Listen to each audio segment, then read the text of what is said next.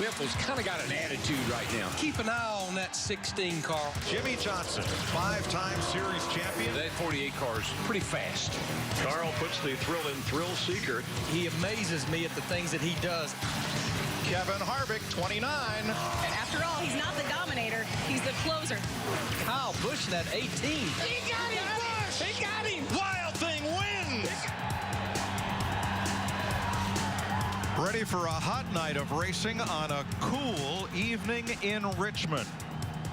Rain through the midday, stopped in the 5 o'clock hour, and you see a little dampness down on the apron. No worries. We are ready to race. Here's tonight's Geico starting lineup. Mark Martin's 53rd career pole and Carl Edwards' 4th front row start at Richmond. A Toyota and a Ford on the front row, a Chevy and Dodge in row 2 with two-time winner Harvick and Allmendinger, who was 7th here last year. Kyle Busch, winner of the last 3 spring races here, and Jeff Gordon, a 2-time Richmond winner. Denny Hamlin's the hometown hero. He's won here twice. Martin Truex Jr., top 10s the last 5 races this year. Casey Kane got his first career win here. It came from the pole, and Dale Jr.'s won here 3 times. Eric Almirola made his first Cup start here. Ryan Newman, the fall winner in 2003. Kurt Busch, the winner last night in the Nationwide Series, and Marcus Ambrose, he's got an ailing back. Trevor Bayne will stand by in relief. Regan Smith with Brad Keselowski. 2 of Brad's 5 career wins have come on a short track. Dave Blaney, whose son Ryan was 7th in his Nationwide debut last night, and Joey Logano. And rounding out the top 20, Bobby Labonte, and last year's pole winner, Juan Pablo Montoya. Let's see if we can get Carl on the radio. What do you say? Carl Edwards, it's DW. Got a copy, buddy? That's loud and clear, DW. Hey, man, nice qualifying run. Good-looking piece there, but we need some wins. Can you do it tonight? Heck yes, we can do it. We got a fast EcoBoost Fusion. Got a lot of confidence. This track was good to us last year. Hopefully we can get out here, run some laps, and adapt to these changes. I think the track's going to change quite a bit, but I believe we can get a win tonight. You know, Wayne Gretzky was another famous 99, and he liked to slip and slide. I think you may have to deal with some of that here for a while. What do you think? That's perfect. Dirt racers from Missouri don't mind that, so I'm pretty excited. Hopefully it gets slick. Hopefully we have that classic Richmond race where, you know, guys are searching all over. It looks pretty good here. Track's dry. Got a lot of fans here, and we'd like to put a forward victory lane. All right, buddy. Elbows up and get her done. Hey, 10-4. Have fun. That's Carl Edwards starting on the outside pole. Let's get downstairs, down to the chill zone along pit road, beginning with Steve Byrne. Yeah, thank you, Mike. As you said, 53rd career pole for Mark Martin. He's 53 years old. Late this afternoon on Twitter, he said, 31 years ago, I was on the pole here, but the motor wouldn't crank because somebody left a rag on the carburetor. He won't have that problem here tonight. His car was so good in practice yesterday, he thanked his crew. Let's go to Dick Berggren. Well, Kevin Harvick is very good at this place. Last fall, he not only won the race, he dominated, leading more than half the laps. Same setup under the car tonight. Harvick rolls off 3rd. Matt Yoakum. Dick, Matt Kenseth trying to be Larry Mack's trend buster, rolling off 24. Top 5s at Bristol and Martinsville, but he has struggled recently here at Richmond. He thinks that's all turned around. It'll be a huge test to that competition caution, but the biggest fight is trying to survive the bottom as everybody tries to get there where all that grip is, Krista. Jimmie Johnson said he flat underdrove the car in qualifying, resulting in his worst starting position of the year 27. Chad Knaus said this track is a challenge for the team. Despite the 3 wins, he said they are in for a long, hard night.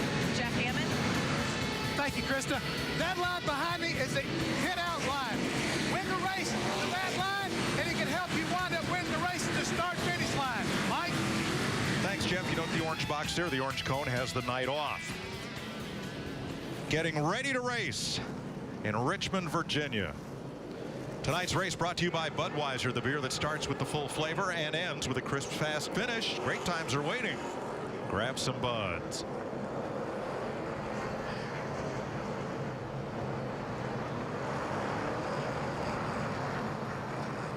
Three-quarter-mile D-shaped speedway.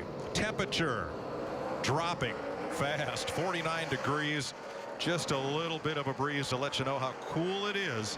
And full overcast. 400 laps tonight. That's 300 miles around this D-shaped oval. Pit road speed 40 miles an hour. The pace car runs 45. A couple of things, Larry. Trust your data. You know, you're talking about trends. Trust your data. And this kind of weather is great in the race car. Not so great outside the race car. Getting some heat in these tires and getting going. Yeah, they'll have to be careful at the start of this race, especially on restarts when they put cool tires on their car.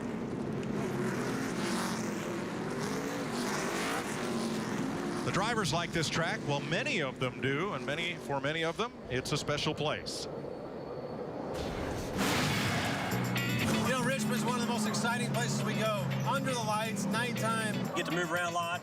Race under the lights here is a lot of fun. I still have the short track mentality of dirt racing that, you know, you sleep till 11 o'clock and then you get up and you race at night and go to bed at 3 or 4 in the morning. So definitely night races are right up my alley. It has that short track feel, but has pretty good speed on it as well. So it's a fun place to race. Adding a couple of pace laps here as the track deals with an issue on the back straightaway. The row of Musco lights down inside the backstretch have not come up and come on, so we're working with that. We saw that at Texas a couple of weeks ago. Had a little issue with the lights. Surely they'll probably got a circuit breaker. Yeah, that one was rain related. They found a transformer had capacitor had shorted out, got that fixed, and got everything back to business. So a couple of extra pace laps. These are not counting. Well, you heard Tony talk about he liked the short track mentality. This is a lot of light for a short track racer. You know, you go some little half-mile racetrack. This is good lights. We have had 2 great nights of racing here. Brett Moffitt won the K&N Pro Series East race on Thursday evening. Boy, that was a great one right down to the wire. And then the Denny Hamlin showdown was won by Tony Stewart over Jeff Burton and short track star Greg Edwards. Another close finish. Last night they came to the flag side by side. Kurt Busch, driving for his younger brother, beating Denny Hamlin for the win. Tonight's Ford F-150 EcoBoost track facts. Ford has 28 wins here at Richmond, first on dirt, then the paved half mile, and now the 3/4 mile. Ford has led the point standings after 7 of 8 races in 2012. And take a close look, but not a listen, to tonight's pace car. It is the first all-electric powered car to pace a NASCAR Sprint Cup race. It's a Ford Focus. And just in front of the driver's door is the charging port, which has a neat little ring around it that lights up based on the percentage of charge you have as you're charging it. I took it for a ride yesterday, so did NASCAR President Mike Helton. I'll tell you, it's impressive. You know, it is, and that's a great accomplishment to have that car pace in the field tonight. But they're talking to the drivers right now. They're telling me, asking the drivers, are they comfortable with the conditions, with the lighting down the back straightaway? It looks good to me from here. I think the drivers will say it's good to go.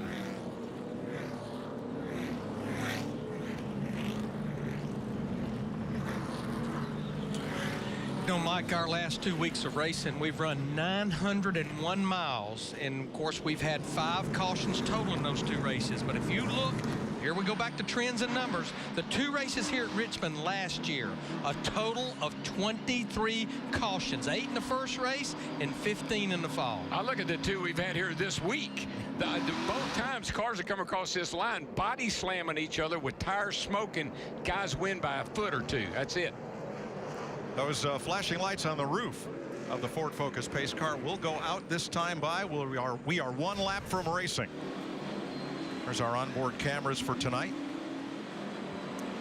I just love, don't you love short track racing? I mean, you can put your arms around the track. You can put your arms around all the cars. And I truly mean when I say you can reach out and feel like you can touch somebody. But, Darrell, we've said it many times about this little 3/4 mile track. It's still a short track, but it's big enough that these guys can race with 43 drivers out there. It's fast, but not too fast. It's close, but too close. It's close.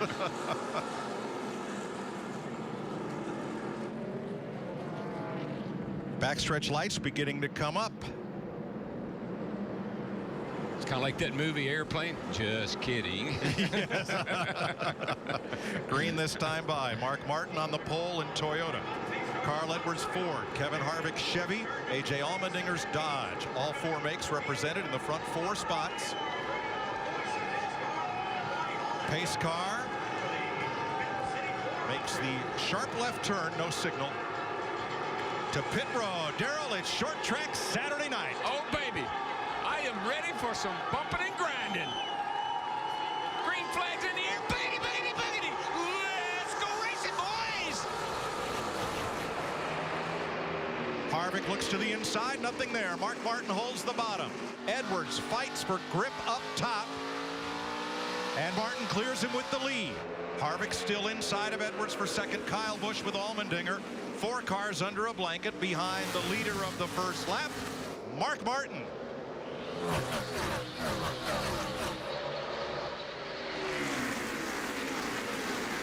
Carl can't find his way to the inside. He's going to lose a couple of spots here. Yeah, you know, with the rain and everything, it's no surprise that bottom is the place to be right now. Carl finally finds a hole right there. He drops in. He's good to go now, but pretty clean start. Denny Hamlin, Jeff Gordon, 6th place. New camera position on Hamlin's car. It's in the right front fender in front of the tire. Wonder how long that'll last. He does too. I think that verifies the closeness you were talking about. Ooh. Hamlin on the bottom, and here comes Truex with him. Behind them, Kasey Kahne, Ryan Newman, Earnhardt, and Kurt Busch.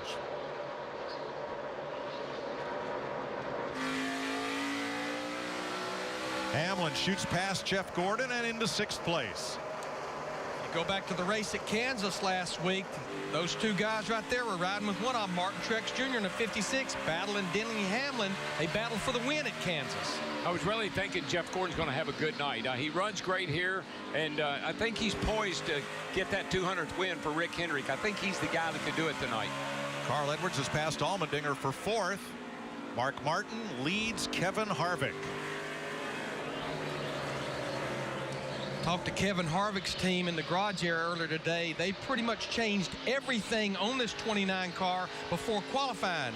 Remember, they had qualifying after all their practice, so there's a lot of unknown things that are in this race car right now for Kevin. Larry, the fast lap, 21:34, that's a qualifying lap. That's how fast this track is right now. 3 of the 4 Hendrick cars right together. 8th, 9th, 10th, Kasey Kahne, Jeff Gordon. Yeah, my man Jeff Gordon, Jr. He's up on that outside by design. I think he didn't even try to get to the bottom. The car must be a little too tight.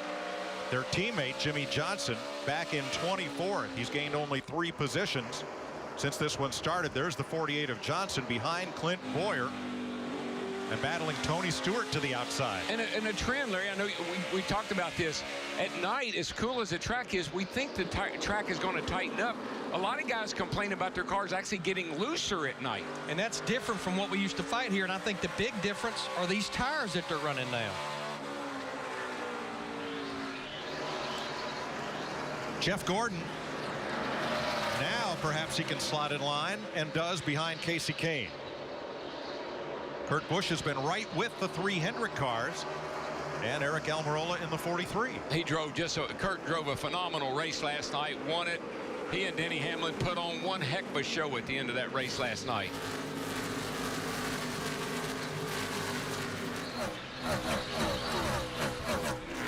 Marcus Ambrose in the yellow and black number 9 behind Kurt Busch was bothered yesterday by back spasms. And so Richard Petty Motorsports has Trevor Bayne, who raced here last night. No, sorry, he was not in last night's race, but he is here standing by in relief for Ambrose if needed. Darrell, we're watching this battle here between Dale Earnhardt Jr. in the 88 and his teammate Jeff Gordon in the 24. Just looks like to me that Jeff has had a hard time carrying any speed running the bottom of the racetrack. He has to move up a groove. Yeah, I think the car must be way tight, Larry, and he's having to slow it down to get it on the bottom. What are they saying, Matt? DW, he hit on it perfectly. He's having to wait on the car. He said it's just terrible tight through the center. Cannot wait for that competition caution at lap 50. Yeah, he's losing valuable time. Kyle Busch, Carl Edwards. Edwards keeps coming back to the front. He started second, could not get in line until he was at 6th place. He's rebounded for 4th and chasing 3rd. Well, let's see, we're at 12 laps here. It usually takes to about 20 laps for the balance of the car to start to show up. What you got start telling your crew chief what adjustments you need. So right now you're probably pretty happy with what you got, but you're going to start complaining here shortly. Edwards keeps moving forward. He's up to third behind Mark Martin's Toyota and Kevin Harvick's Chevrolet.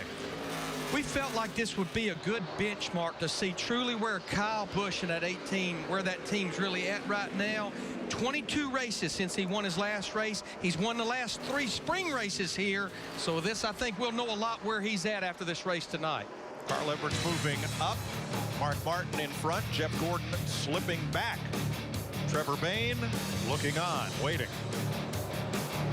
Data, go to sprint.com/speed. 22 of 400 laps complete on this 3/4 mile in Richmond, Virginia. Mark Martin leads. Carl Edwards now second. Kevin Harvick third. Kyle Busch, Denny Hamlin. 3 Toyotas, a Ford, and a Chevy in the top 5. And Edwards is closing right down on the leader. Yeah, Carl's a little quicker right now. He's catching Mark. Mark slowed down a tad. Carl speed up a tad. And they're getting ready to catch the back of the field. This ought to get exciting. This is the most laps that Mark Martin has led at Richmond in this century. 1999, he led 74 laps. That just doesn't sound right. Well, it's been 31 years since he won his first Richmond pole, and he won another one yesterday. You know, I know Carl Edwards running in second right now in that 99 car. He's never won here at Richmond in the Sprint Cup Series. But if you go back to last year, he did finish in the top 5 both of those races, including finishing second to Kevin Harvick in the fall race. I tell you, always, Larry, and you know, a good indicator of how somebody's going to run is how they qualify. And Carl up there on that front row missed the pole by about 5 1/1000ths of a second over Mark. Felt like he was going to have a pretty strong car tonight. They've lapped past Stephen Light driving Joe Falk's 33. See Mark there, he kind of stepped out in the back end, did off turn 2. That's what these guys have been fighting most of all practice. So Michael, what are you seeing in your area down there? Well, Darrell, in order to have success here at Richmond, you really have to run that white line, the yellow line right on the bottom of the racetrack. That's the groove. You know, we were at Kansas last week, and these guys were running right next to the wall. Here it's a different story. Mark's car is wobbling around a lot. It looks like he's loose, and Carl's eating him up right now. But there isn't a whole lot of options here. You can make it work on the high side, but the bottom's better. Rookie Josh Wise in the 26 trying to pass David Stremme, and here come the leaders right on top of them. They stay to the high side, and Martin has passed Stremme in the 30, and now is going to put the rookie Wise a lap down. Yeah, Carl is he's sitting there, he's waiting. He knows he's a little quicker, get through the traffic. What they say, Matt? DW says the cars are rocking right now. His only concern, he asked Bob Osborne, are the rotors glowing as he fights for that lead on the bottom? He says, nope, it looks good. Just keep me posted. Yeah, he's not using a lot of brake right there. He's using mostly gas. Edwards, another look to the inside, and Mark Martin gives him room. Carl Edwards off turn 4, becomes the second leader of this race, and puts his Ford out front. But see what Mark did? That's why he finishes. He may not win every race he runs in, but he finishes every race he runs in. Carl's quicker. Mark's car's gone off a little bit. You can see that off at 2. Let Carl go. Yeah, I think that's one reason Carl Edwards is able to pull away from him. Mark goes to put the throttle down off the corner in that 55 car. You can see the tail just jump out with him. Scott Speed has gone to the garage, so has Mike Bliss, and they're now joined by Cole Witt in the 74 there. Steve Burns. Just heard Mark Martin say, I'm rolling the center well, but I'm getting loose off the corners. Loose off is what he told Rodney Childers. And here a lot of cars are talking tight, tight, tight. Why you get loose off the corner is because you're tight in the middle, and you got to turn the wheels really hard left when you put the throttle down, and the back wants to snap out. I think we'll probably see a good picture of loose off here as we follow Mark Martin riding with Kevin Harvick in the 29. You'll see the tail end wanting to go out on him. And it happens, and you see what's happened to Mark. 5 laps ago, he's leading the race. Saw him there wobble off the corner. 5 laps ago, he's leading the race. As soon as that car goes loose on him, he's done. He's got to slow down and let people go. And you hear Harvick stutter in the throttle coming up off the corner. That's nothing wrong with the engine. That's right foot, Darrell. Yeah, it is. It's just what, you know, it's what the drag racers call pedaling it. And that's really what you're doing. You're just trying to get some traction up off the corner by playing with the throttle.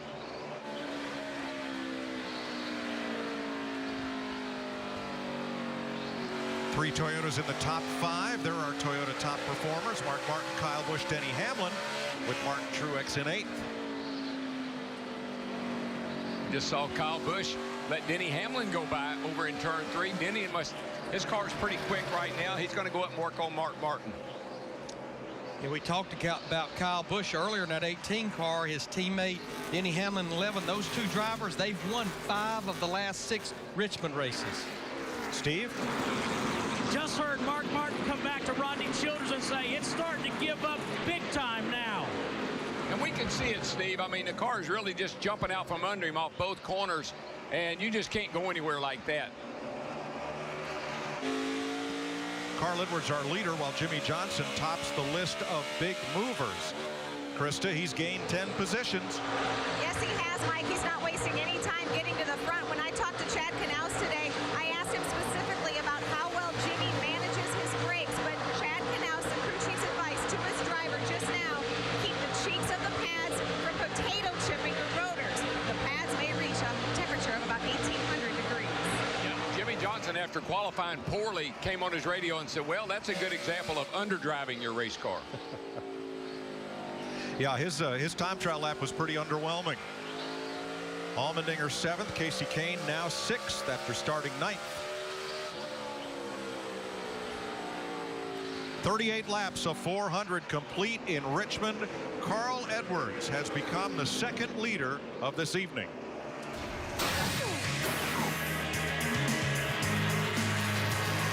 You're watching NASCAR. Happiness. And by KFC. Come in today and taste why fresh is better.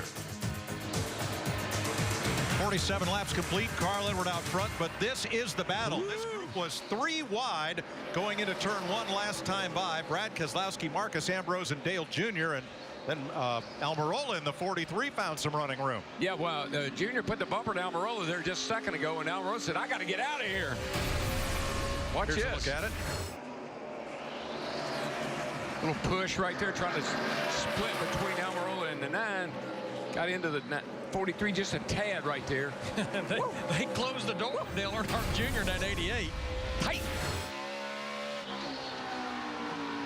2nd and 3rd, Harvick, Hamlin.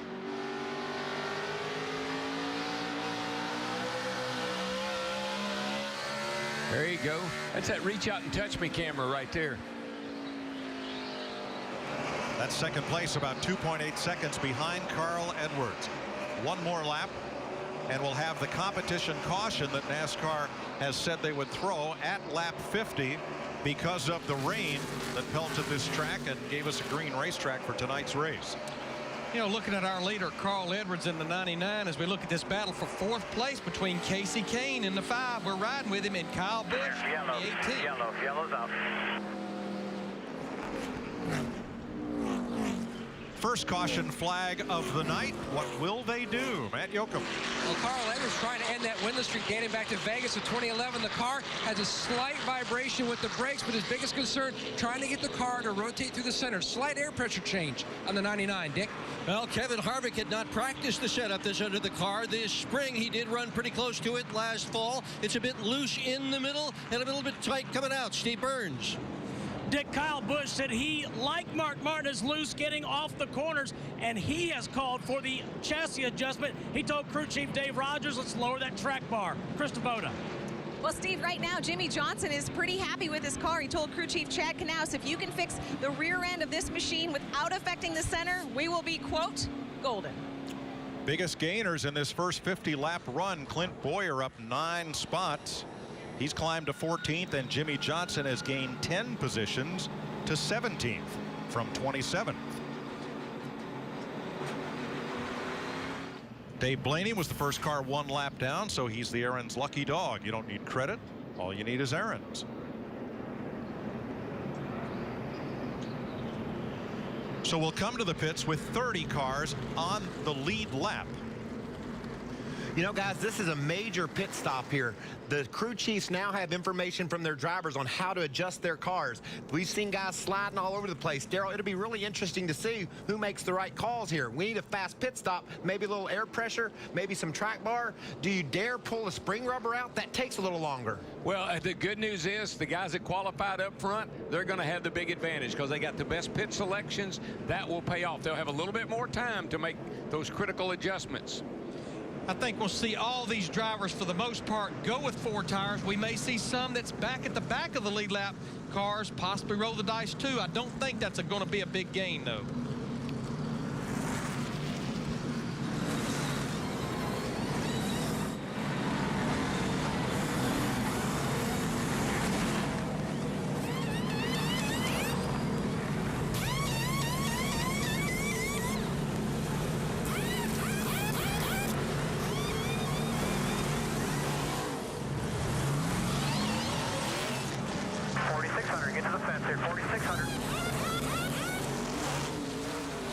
Coming off pit road, it'll be Edwards, Hamlin, Harvick.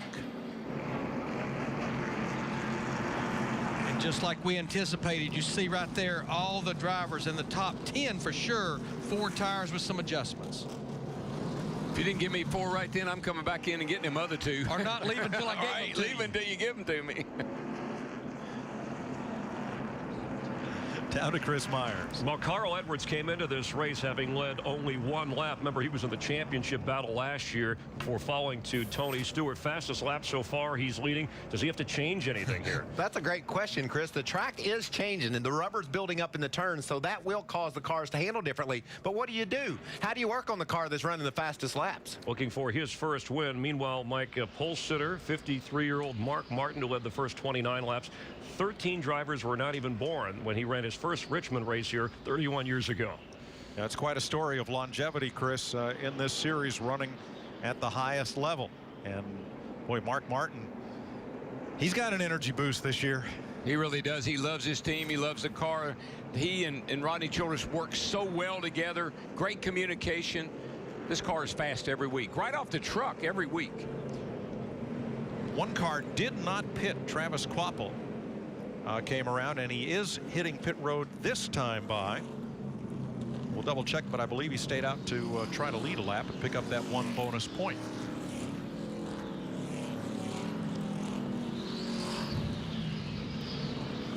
Let's take an inside look at what's happening in the NASCAR Sprint Cup Series, brought to you by Sprint. Fastest lap of the race, Mark Martin, 21.34. And our point leader, Greg Biffle, coming into tonight's race. Get unlimited access to the NASCAR Sprint Cup Series with live in-car audio and real-time stats. Available through the NASCAR Sprint Cup mobile app on your Android-powered device. Only on the Sprint Network. Learn more at sprint.com/speed. Travis Kvapil's given away some of those spots that he gained by making a pit stop as we get ready to go back to green. Completing lap 56, green flag, and Carl Edwards. Boy, scoots away from Denny Hamlin and the crowd. Carl was hit that eco boost right there and took off. Oh, trouble down here, guys. Yeah, Kurt Busch got into somebody or something, almost into the back of Jeff Gordon, way up the racetrack, 3 wide. Boy, they're still kind of trying to figure that mess out. Yep, Burton on the bottom, Gordon up top, Gordon's and in the middle, Smith. Something's wrong with Gordon's car. He's got a problem. Must have a tire down. And I believe Kurt Busch in the 51 has a tire rub as well. You can see the smoke. Jeff Gordon's whole right side is torn up, Larry. The whole right side of his car is messed up. We stay green. A lot of contact. I believe the first contact between Busch and Gordon may have done that. Second place, Harvick and Hamlin slug it out. And for 4th place, Casey Kane and Kyle Busch. This is short track action. And now you know why people they don't like cautions for the wrecks. They like cautions for the restarts. The restarts are crazy. And Jeff Gordon, who had dropped 9 spots in the 50-lap green flag run, is back on pit road under green and will lose a couple of laps here.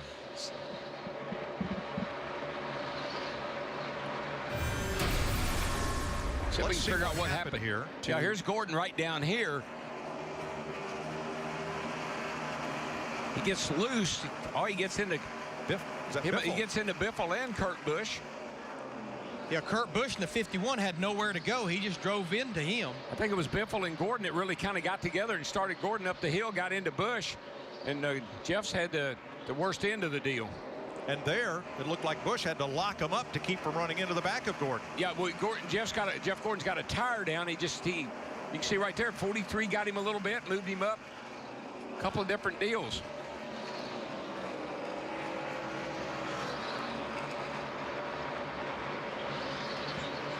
We stay green.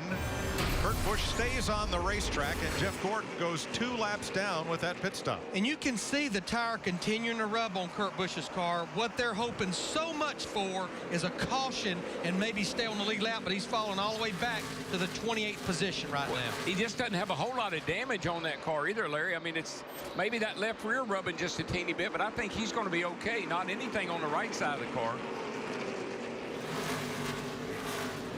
Matt? And Mike, it was a cut in the sidewall of the 24 of Gordon.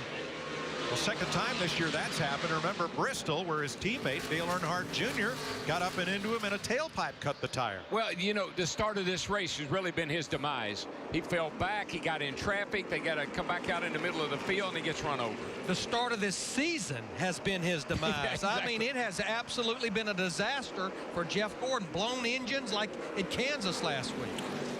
Let's get back to the front, and Carl Edwards, who now has 1.2 seconds on Kevin Harvick. That's what a 1.2 looks like. Harvick has driven away from Denny Hamlin. First, second, third. 64 laps complete. 72 laps complete at Richmond. Carl Edwards now leading by 1.9 seconds over Kevin Harvick, who has 1.1 on Denny Hamlin, who's just in front of Allmendinger and Kyle Busch. Here's Tony Stewart, who's moved up to 11th from 22nd. You can go to ChevyOutdoors.com and enter for a chance to win a Chevy Silverado and a day of bass fishing with Tony Stewart at his home. Enter now at ChevyOutdoors.com. Krista? Tony Stewart a tick tight in the center, but after the wedge adjustment they made on that stop, he did come on the radio and tell his crew and crew chief Steve Addington it's taking off much better now, a lot better drive off the corner. And they had a really good pit stop for Tony Stewart on that caution. And Larry was with him Tuesday over at Charlotte Motor Speedway, did a charity ride for MRO. We had the best time. If you want to hang out with somebody and have fun, just pure old fun at a racetrack or anywhere, really fishing or whatever, he is your man. He's a cool guy to be around. A.J. Allmendinger with a mirror full of Kyle Busch. Steve?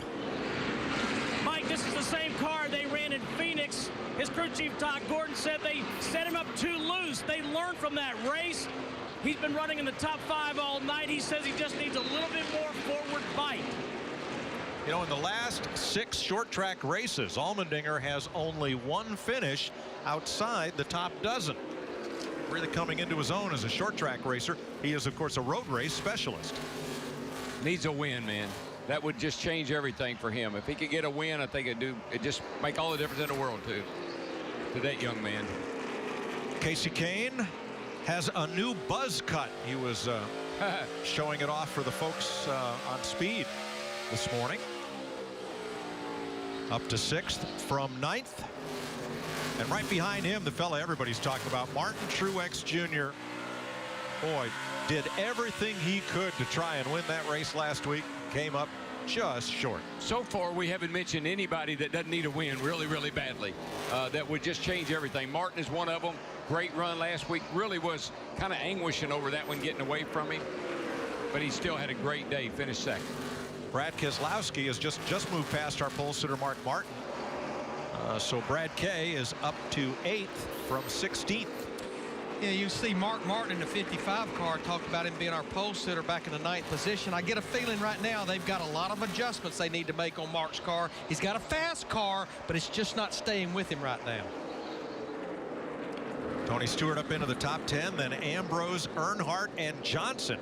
Jimmy Johnson restarted 23rd and has gained 10 spots since.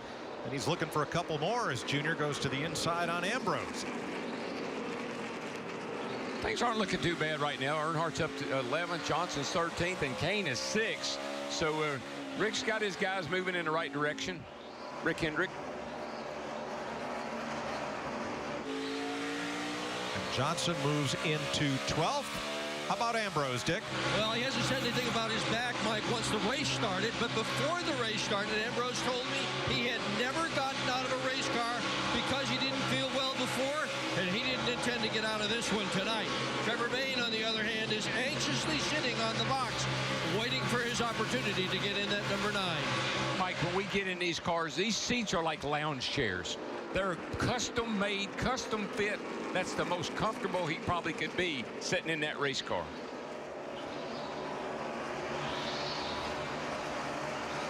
Last year's Daytona 500 winner without a full-time Cup ride. Trevor Bayne still drives the 21 for the Wood brothers, but they run a limited schedule. Last year's pole sitter, Juan Pablo Montoya, 14th after starting 20th. He just needs to stay away from Ryan Newman and he'll be fine. He and Ryan Newman, whoa, look at that pass. Woo. Yeah, Kyle Busch in that 18, he had been working A.J. Allmendinger over in that 22 for a number of laps. He just took the 4th spot away from him.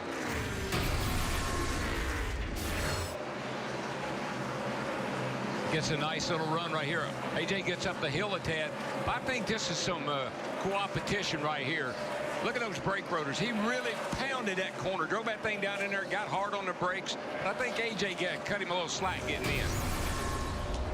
A little bit of professional courtesy right there as we're 86 of 400 laps. Carl Edwards has a 2-second lead.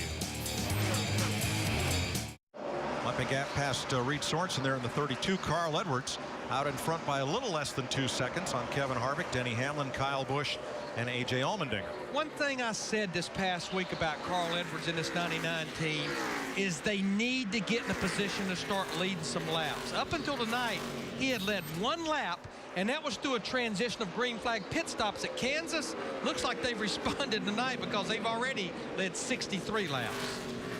Mark Martin led the first 29. Travis Kvapil led 1 lap during the competition caution as we cycled through pit stops.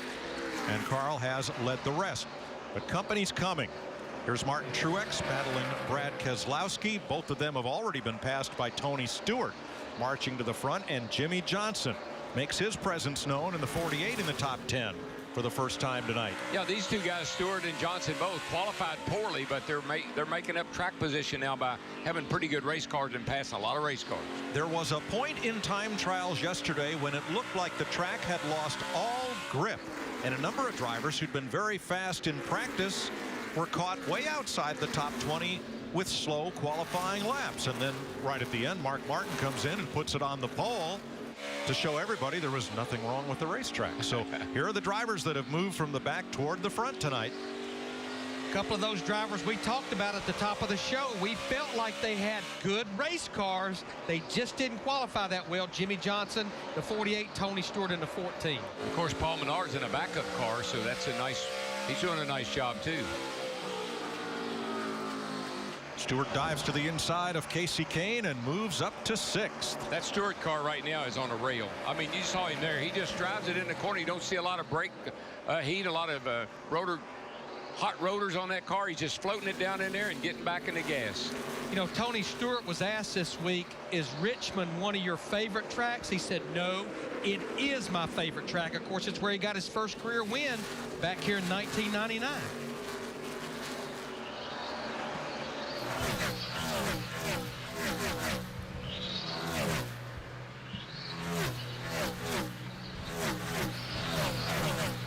Next week, it's a whole different kind of race. The Aaron's 499 at the world's fastest speedway, Talladega, Alabama, next Sunday.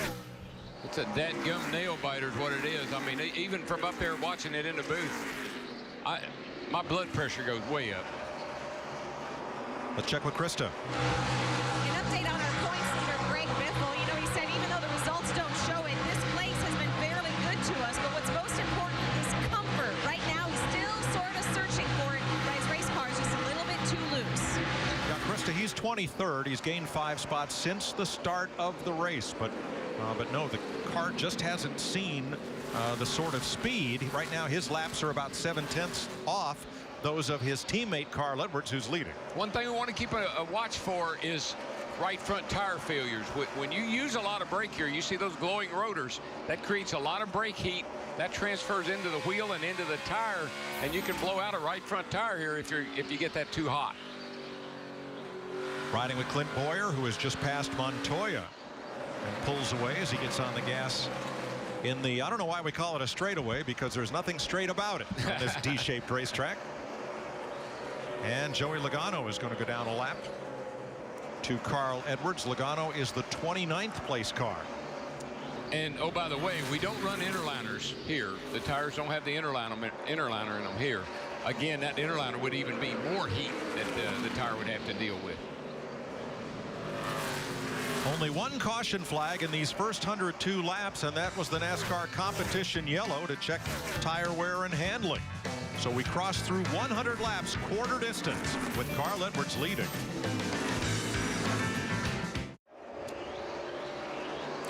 Want a chance to introduce a driver at the All-Star Race May 19th in Charlotte? Go to sprint.com/speed to find out how. Carl Edwards' lead has shrunk to 1 second over Kevin Harvick. Denny Hamlin.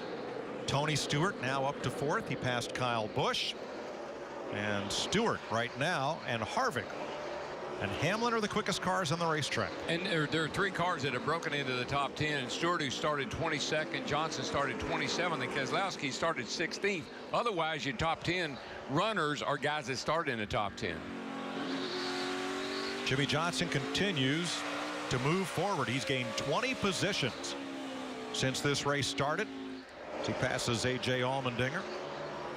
Make that 21, 6th place. Yeah, I think that competition yellow at 50 laps was really a good thing for Stewart and for Johnson. They made nice adjustments on their cars, picked up some spots in the pits. They're sitting on ready. Of the drivers right now in the top 10, 5 of them started last year's race 20th or worse, including Kyle Busch, who won the race from 20th starting spot. So starting out back, not a big problem here. It's a cool night in Richmond. The temperature barely at 50 degrees, and temperature was on Carl Edwards' mind tonight, as he and Bob Osborne discussed. So remind me about this oil temp. I'll keep a good eye on that tonight. How's the temperature down there, Bob? Chilly. What's the temperature there on that dash, buddy? 250, saying 250. And 410, 4250. 250-degree oil temperature. That's not bad, as long as it doesn't keep going up. But I think these drivers and their teams got so aggressive tonight. Lap 60, last lap 30. Trouble. It's right here, 51 car around on the front. Yellow. We got a spin. Kurt Busch has spun coming off turn 4 and clouds up the front straightaway, and that'll be our second caution of the night. It comes out at lap 116. I think the way the car's wobbling, looks like something's wrong with the car. He was wobbling around a bit. Maybe he's just trying to figure out the tires. Remember, he had that damage from after that restart with Jeff Gordon earlier. He's coming all by himself, and you see this happen here occasionally.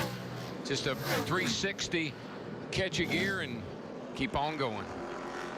But, Darrell, that's been the trouble spot for a lot of drivers all weekend long. Now, let's go back to the earlier incident that involved Almirola Biffle, Jeff Gordon, and the 51 at Busch. Right there. Yeah, Gordon was rocked between 2 hard places. Almirola got into him, shot him into Biffle. Now, in this case, Darrell, I think Kurt Busch was running hard to stay ahead of Joey Logano, because Kurt was the first car 1 lap down, and had a caution come out, he would have gotten the free pass. Of course, now he is the caution, so that takes him out of that equation. Pit road is open. Krista.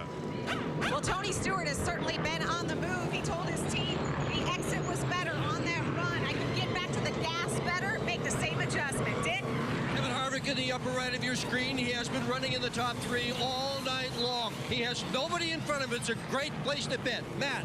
More rubber working in the racetrack. The car's getting more free. Carl Edwards, track bar adjustment, and also the 11 and Denny Hamlin, significant adjustment. Steve. Big adjustment for Kyle Busch also, Matt. They pulled a spring rubber out of the right rear spring because his car has been tight. They also want to help him turn better.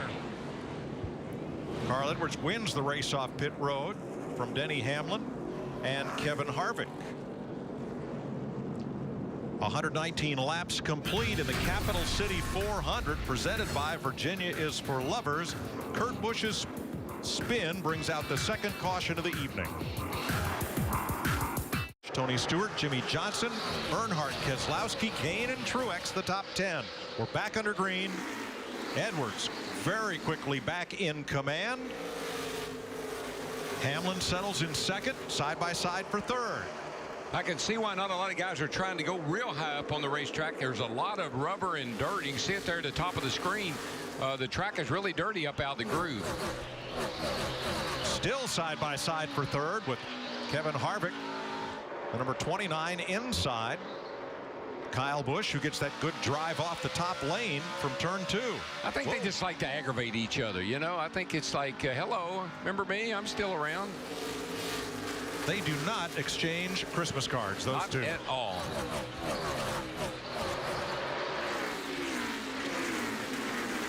Boy, Tony Stewart in that 14 car, I mean, he is on the move. He goes through the middle of the corner and gets off the corner so good. It looks like he never touches a brake, Larry. The car just rolls in there, and he is right back after it.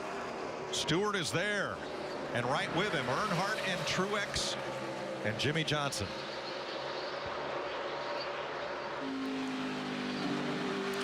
Track cooling down, getting actually a little quicker here. Denny Hamlin just ran his fastest lap of the race, as did Tony Stewart and Matt Kenseth. One thing we're seeing, the cars are fast on new tires, but boy, these tires go away in a hurry, about 15 laps, and they start getting loose. Which really puts a premium on restarts. Get what you can get while you've got the tires that'll do the job. That's what it looks like, Mike. Everybody's really aggressive on these restarts. We've talked about drivers that's been started at the back that's been moving up. You see Matt Kenseth there in the 17. He's in the top 10, started back in the 24th position. Well, Tony Stewart, you know, over the last part of the last year, he was the king of restarts. But let's see how he looked on this last on this coming to green. Well, here's Stewart. He's going to spin the tires a bit here, and that's going to back things from 5th place on up, you see. Man, that thing just jumped out from under him. A lot of that has to do with air pressure and just cold tires. But, boy, we've got so much racing going on out here right now. This is for 13th place. Montoya, Boyer straight ahead, the black and red car, Keselowski in the deuce, and you ride with Kasey Kahne.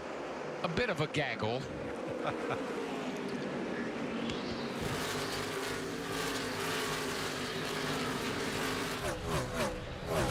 And that settles out as Burton goes after Allmendinger.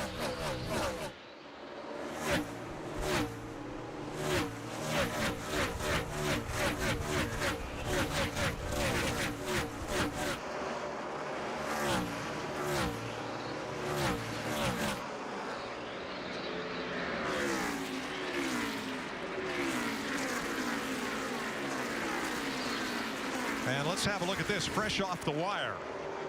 Paul Menard's crew loses a tire. That's Eric Pringle, who grabs it, brings it back, because that one's got to go on the car. Oftentimes the tire coming off gets away. And there was quite a discussion with the NASCAR officials about running out into the middle of an active pit lane. All right, I'm going to say it one more time here. If somebody does that again, you will not work for RCR ever again. Unacceptable. So Paul Menard was able to restart and stay on the lead lap. He's currently 22nd. And that's what's fresh off the wire, served to you by KFC. Come in and taste why fresh is better. That was Slugger Labbe, the crew chief on that 27 car, and the official had a hold of that guy. The guy was trying to get away, and you saw the official up in his face explaining something to him. Yeah, I don't think Slugger Labbe was upset about the tire getting away. It's what happened after that. I think you're right, Larry. Mark Martin, Matt Kenseth in the 17, and Ryan Newman in the 39. This is for 10th place. Boy, Mark's car just not what it was when this race started. Kenseth trying to gain some ground on the outside, Matt.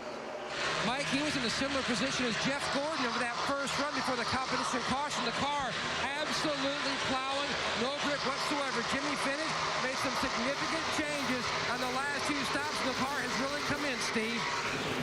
Well, Matt, Mark Martin's car just remains loose. They have not been able to adjust it back to tighten it up. He just said it's loose in, loose off.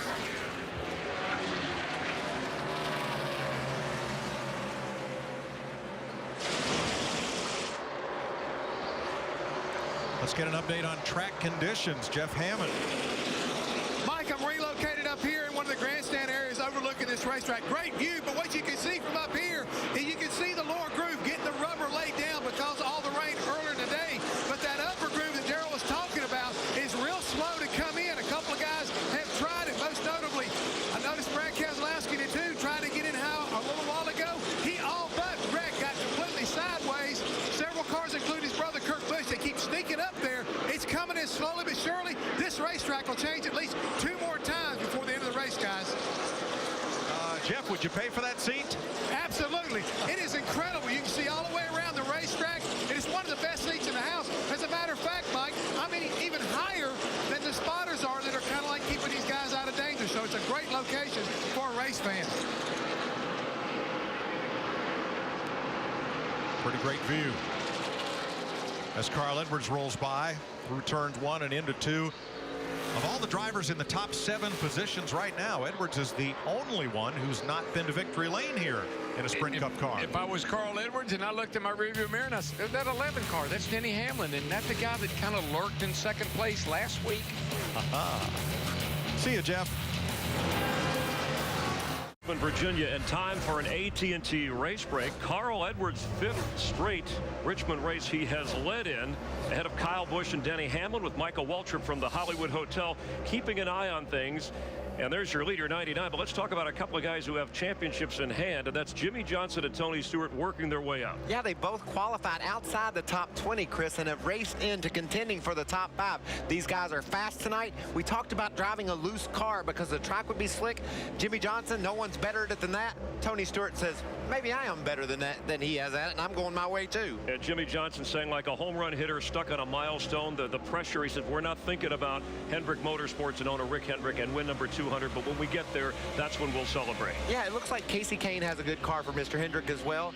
Junior is struggling a bit, and we saw Jeff Gordon getting a crash early, so he's down to 2 bullets, but it's 2 pretty strong ones. All right, Denny Hamlin, the Virginia native, your pick. We know he's owned this place with Kyle Busch. Looks like he just needs an adjustment. The car's not bad, but it hasn't had the speed that we've seen from Jimmy, Tony, and some of the guys like Carl Edwards and running up front, but he's fast for sure. Watching Clint Boyer move into the top 10 ahead of Mark Martin, but we also have to talk, you mentioned Dale Earnhardt Jr.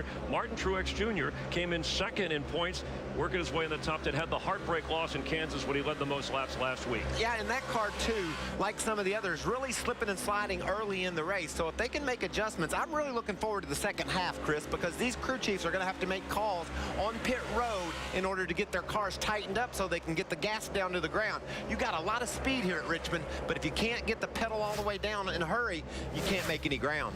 So far, the night has belonged to Carl Edwards, your leader, dominating, having his best race of the year. We'll see how the drivers are doing in the AT&T Fastest Driver Challenge. Text FAST to 34763 or go to AT&TFastestDriver.com for a chance to win 4 Gs. AT&T's Fastest Driver Challenge, brought to you by the nation's largest 4G network. Let's head back upstairs to Darrell, Larry, and Mike. Thanks, Chris. You just saw Kevin Harvick drive past Denny Hamlin to take over 3rd place with the number 29. Now Kyle Busch went past Hamlin earlier into 2nd, and he's beginning to gain some ground on Carl Edwards. You see Edwards about to get into more race traffic.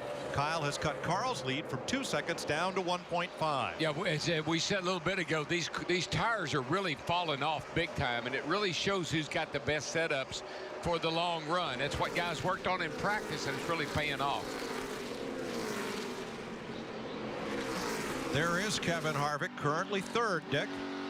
Right after that pit stop, Harvick told the crew that the adjustments that they had made in the car to tighten it up hadn't worked. They had made it too tight. He's not said anything about the chassis, but he sure is showing on the racetrack that number 29 that Harvick is driving is much better than it was then. And Mike, these crew chiefs have predetermined setups, predetermined things that they're going to do to the car if the car is doing X.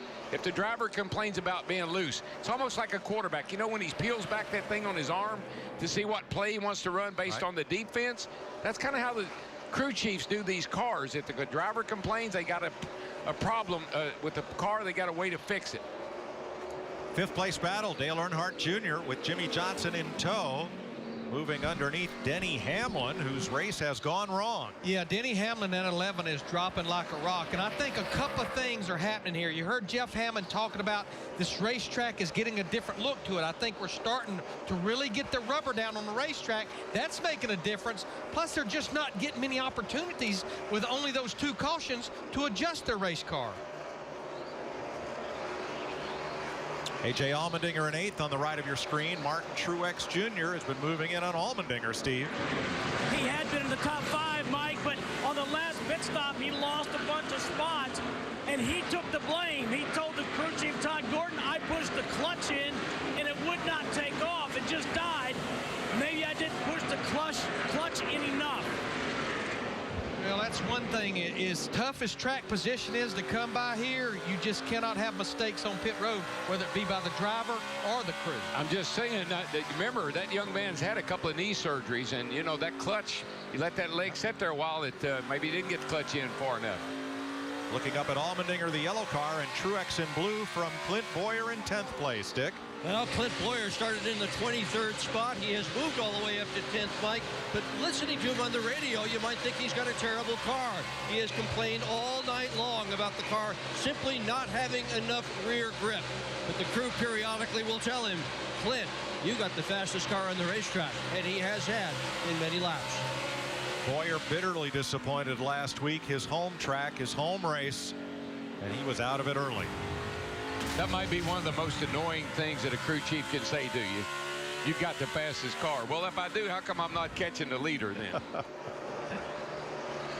Kyle Busch continues to eat into Carl Edwards' lead. 1.4 seconds from the 99 back to the 18. 160 laps complete in Richmond.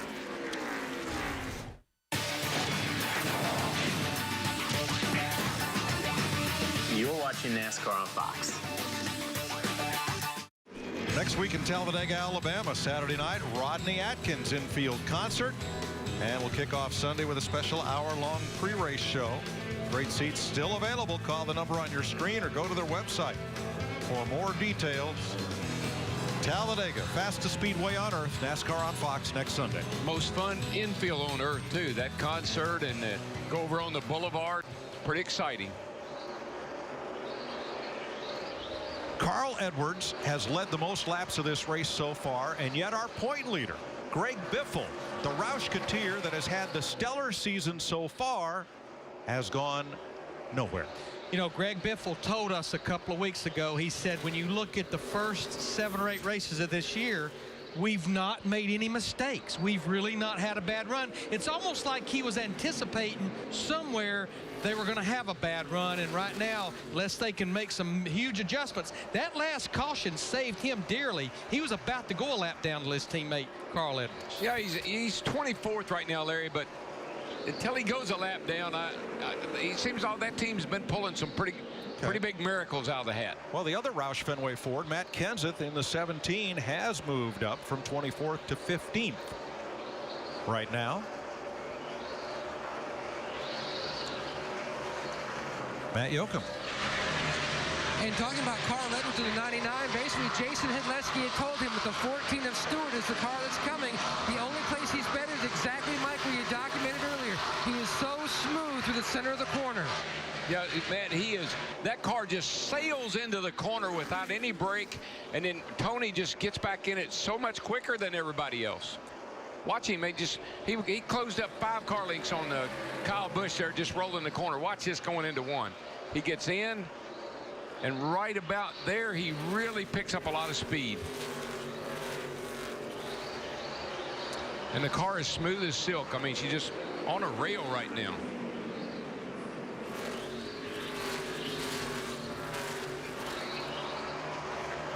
Second and third running about 1.7 seconds behind Carl Edwards, the race leader. Tony Stewart in that 14 car, he just keeps working over Kyle Busch. That 18 just couldn't quite get the run on the bottom side that time off turn 2. Now, see, little things like that right there irritate a guy like Smoke. He said, look, dude, I caught you, and I caught you in a big way. cut me some slack here. I'd say he'll win this battle right there going off into turn 1. Message received.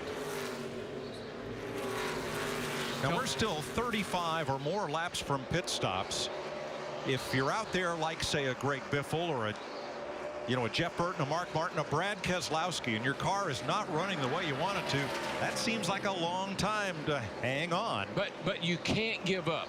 I mean, you got to work hard. You got to work harder right now to try to stay on that lead lap, get the caution, hopefully get in the pits, get yourself back in the race. If you get the attitude as well, we're done, can't do anything, you're never going to win a championship or a race. Got a battle right here for 9th place between Casey Kane in the 5, A.J. Allmendinger in the 22. Yeah, Allmendinger was the one, I guess, that had the clutch problem a little bit ago. And I mentioned Casey Kane had knee surgery. I thought they were talking about Kane that had trouble in the pits. So Allmendinger has not had any knee surgery. And Mike, those drivers you were talking about that are way off right now, you'd love the short pit. In other words, come to pit road earlier than you need to for fuel to get those fresh tires, but that's such a gamble at a 3/4 mile racetrack. If that caution comes out, they're going to burn you big time. Yeah, I just don't think it's worth the gamble on a short track, Larry. It really makes me nervous. No, because you cannot pit here without losing at least 1 lap to the field under green. Big gamble.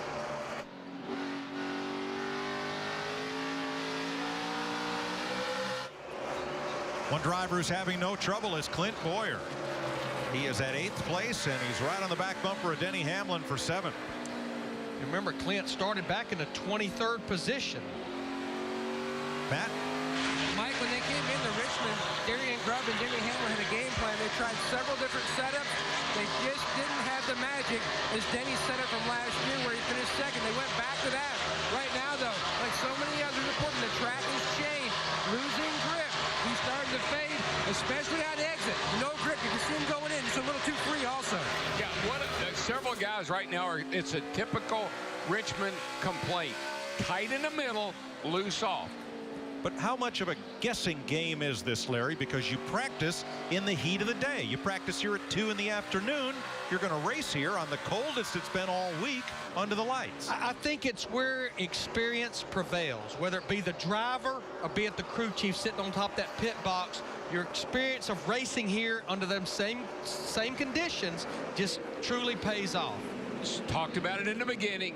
Trends and data. We got a battle here for 4th place. Trends and data.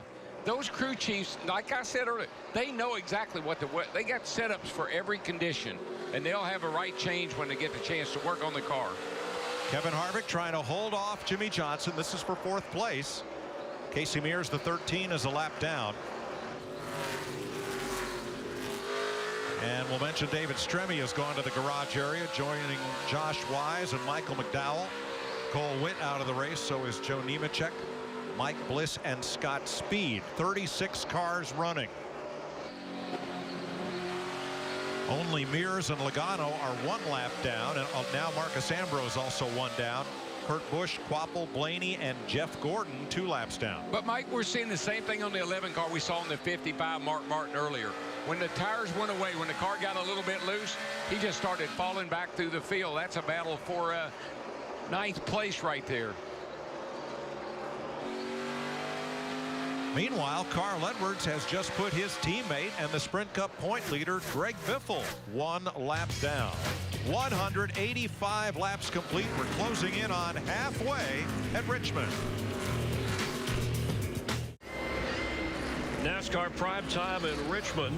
Rain earlier, but clear and cool tonight. Time for an AT&T mid-race report. And Carl Edwards, 150-plus laps, has dominated this race, but the driver who's led the most laps has failed to win the last 4. And here in Richmond, Denny Hamlin, Kyle Busch historically have dominated this race, but neither one of them have led the race so far tonight at the halfway mark. Let's check in and see who Darrell Waltrip is keeping an eye on. Well, Chris, I picked Jeff Gordon, but he's 2 laps down. He got in trouble earlier. But his teammate, Jimmy Johnson, started out back, running in the top 5. I look for Jimmy Johnson to take the thing to victory circle. Darrell, I'm going to jump ship as well. I talked about Denny Hamlin needing that adjustment. It's going to have to be a big adjustment. He's fading. I'm going to go with Tony Stewart. He's rallied, he's rebounded, and he's heading to the front. Well, Michael, all of these drivers are chasing Carl Edwards. His car is on a rail. I think if you want to catch Carl Edwards with an ever-changing track, Krista, better be aggressive with these next changes on the pit stop. Well, Larry Mack, Michael picks Tony Stewart. His crew is giving him an incredible drive off the corners. He is like a sprinter digging into the blocks. Right now, he's driving away from the rest of the field. Mike? What makes Carl Edwards' run so impressive? A Ford has not won at Richmond in 7 years. And in 48 short track starts, Carl has never led the most laps until tonight, Chris. And Mike, of the top 8 drivers currently, the only one who's won this year is Tony Stewart, a 2-time winner, the defending champ. And a couple of questions: who looks good on the long run as the tires wear, and who hopes there isn't a long run to end this race? Those answers may determine who ends up winning this race. That is your AT&T mid-race report. Back to Darrell, Larry, and Mike. Thanks, Chris. 2 drivers have already made green flag stops to start this cycle. Regan Smith came in at lap 189. Marcus Ambrose came in at 196. And now Greg Biffle is on pit road along with A.J. Allmendinger. Krista? Mike, Greg Biffle saying his car is a little loose, making a wedge adjustment. He's actually been concerned about burning up the left rear tire. Biffle away, and for the lead, Tony Stewart passes Edwards. What a drive, man. What a drive. Yeah, Tony Stewart started in the 22nd position. He's taken the lead here at the halfway point with the aid of only 2 cautions. Steve. A.J. Allmendinger in a little bit early. Mike said he thought he had a tire going down. He's also saying he's really tight in the center. Matt Yoakum. And Brad Keselowski, who won at Bristol, makes his way to his pit box. The biggest issue he had, you saw him, just absolutely no grip. And here they come. Harvick is in, Kane is in, and Kurt Busch. Dick. And Kevin Harvick on pit road. They're going to take out the adjustments that they had put in it last time. This car has been ever so close all night long. A potential winner in the 29. Burton and McMurray in. And now Montoya coming to the pit lane along with Bobby Labonte. This is going to be a pretty wide pit window. This started pretty early. Some of the drivers still making good speed, staying out. Paul Menard is now in. So is Eric Almirola. Yeah, right now, I mean, that 14 car's in the catbird seat. He's pulling away from Carl Edwards. Carl running second. Tony can sit out there and wait and see what everybody else is going to do before he comes to pit road. Steve? Well, it's like DW said moments ago, similar characteristics for Juan Pablo. Loose in, tight in the center, loose off. They're going to fix him up with an air pressure adjustment. Boyer, Hamlin, and Newman come to pit lane along with Truex. Dick? And Clint Boyer's car is much better than it had been earlier in the race. He had worked up to 7th, Matt. Since the competition caution, Denny Hamlin has absolutely no grip. This last run, he couldn't even hardly get back in the gas to full throttle. Big changes, Steve. Martin Truex Jr. in the 56 says it's terrible right now. The center and the exit goes awful together. Dick. Dale Earnhardt Jr. on pit road now has had a decent car all night, but not a great car. Needs more grip. Steve. Kyle Busch had a hard time getting into his pit box, a car in front of him. He says, I have no rear grip. The center goes away on me first, no rear grip. Jimmy Johnson heads out. Matt Kenseth and Tony Stewart in along with Carl Edwards. Krista. As we said, the adjustments that have been working for Tony Stewart have been helping him with that drive off. Right now, the crew working on the left side. No wrenches in the back of the car. He is very happy with the balance. Carl Edwards is in. He said the last run right near the end, he used up the tires. They're making a significant wedge adjustment to try to help the car earlier in the run, and he's away. All the lead lap cars have now been in as Edwards and Stewart head out. Yeah, Mike, with what we were seeing on the stopwatch, when one of those lead drivers came in, the others couldn't be far behind him. You would be giving up so much. And Kevin Harvick is posted as the race leader after this round of stops. Look at this gaggle. Earnhardt, Menard, Burton. Boy, they've been fighting hard. But it's Dale Jr. He can't get going on this set of tires. I don't know if the air is so low it's really holding him up, but he's got these guys all backed up. And he was the real loser on pit stops. He got blocked in by Stephen Light. They had to back him up. He can't clear Jeff Burton, and Jeff Burton can't get inside him to make the pass. But, Mike, the reason Kevin Harvick is leading this race right now, he pitted about 5 laps earlier than Tony Stewart and Carl Edwards. Here's what happened to Dale Earnhardt Jr. You see Stephen Light in the 33 car with his back end hanging out. Dale Jr. could not get out. They had to back him up. Boy, it looked like there was a lot of room just from that camera angle, but Dale just had a terrible time right there. And Kyle Busch locked him up coming in. Back him up a little bit. Now, that right rear tire can hang out there outside the pit box, but just the right rear tire. Steve?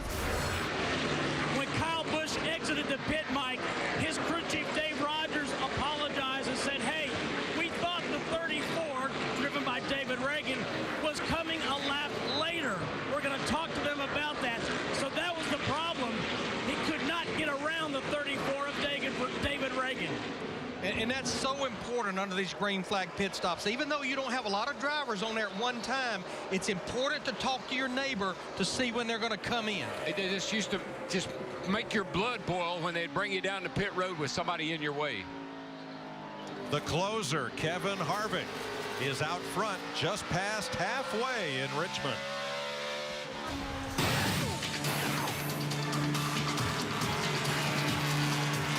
You're watching NASCAR on Fox.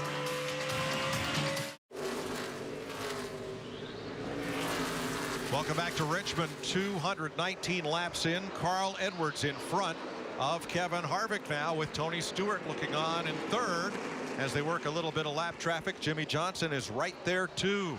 4 cars, 3 battling for second on back as Edwards scoots away just a bit. Now here's what happened to Kevin Harvick. He and Dave Blaney got in a little shouting, shoving match.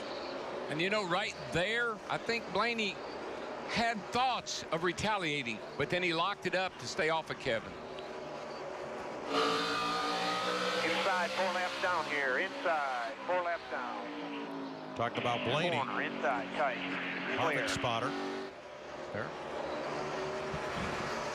And that loss of momentum allowed Edwards to pounce.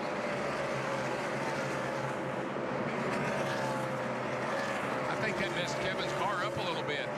A little bit of left front damage there, and the car looks like it's off just a tad. So there's Carl Edwards, your leader. Dale Earnhardt Jr. was 6th prior to these pit stops.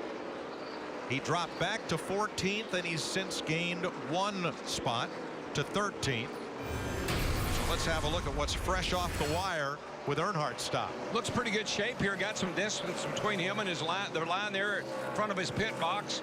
You see the car in front of him. The 33 car is not out of position that much. Maybe a little bit. Just didn't get out quick enough. If you look at the left front tire on Junior's car, they run the air pressure so low, the car is hard to turn. It's hard to get it turned when you're coming out like that. Yeah, the car accelerates straight and then turns. Yeah, it just rolls that tire. There's only about 10 pounds of air in it. And Dale Jr. is now 13th. That's what's fresh off the wire.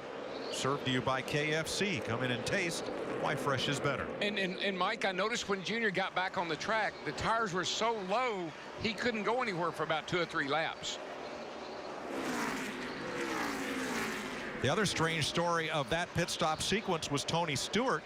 Stewart had a 1.3 second lead when he made his pit stop, and when they came out, he was 2.5 behind. But I know one thing that happened. Kevin Harvick, who took the lead, his pit stop alone was about 2 seconds quicker than Tony Stewart's pit stop. Plus, Kevin pitted 5 laps before Tony Stewart. Yeah, but Stewart had trouble on left side. He was a little slow on left side. We got a problem on the track. Debris low in turn number 1 puts us under the 3rd caution of the evening at lap 227. Well, Kevin Harvick has just told the crew that he thinks the splitter is hitting the racetrack at this point. So they'll fix that when they come in for the pit stop. And Dick, is probably from low air. I tell you, when they come in and running the air pressure so low that they could be hitting the splitter until the air builds up. And that's the first time they had to leave pit road and go right back to speed. They didn't have caution laps to get the air pressure built up before a restart. This is a perfect scenario for waiver rounds, though. Everybody's made their pit stop pretty much. A lot of these guys will get back on the lead lap. But I do think we're going to see all of our front-running drivers come to pit road because pitting here makes it a one-stop race. That caution is a break for Greg Biffle. He was the last car on the lead lap, and Landon Castle was the first car one lap down. He will get the free pass under this third caution flag of the night. He's been 83 free pass. He's been running pretty good. I've been watching him. He's got a pretty competitive car tonight, Landon Castle. He's in 23rd place.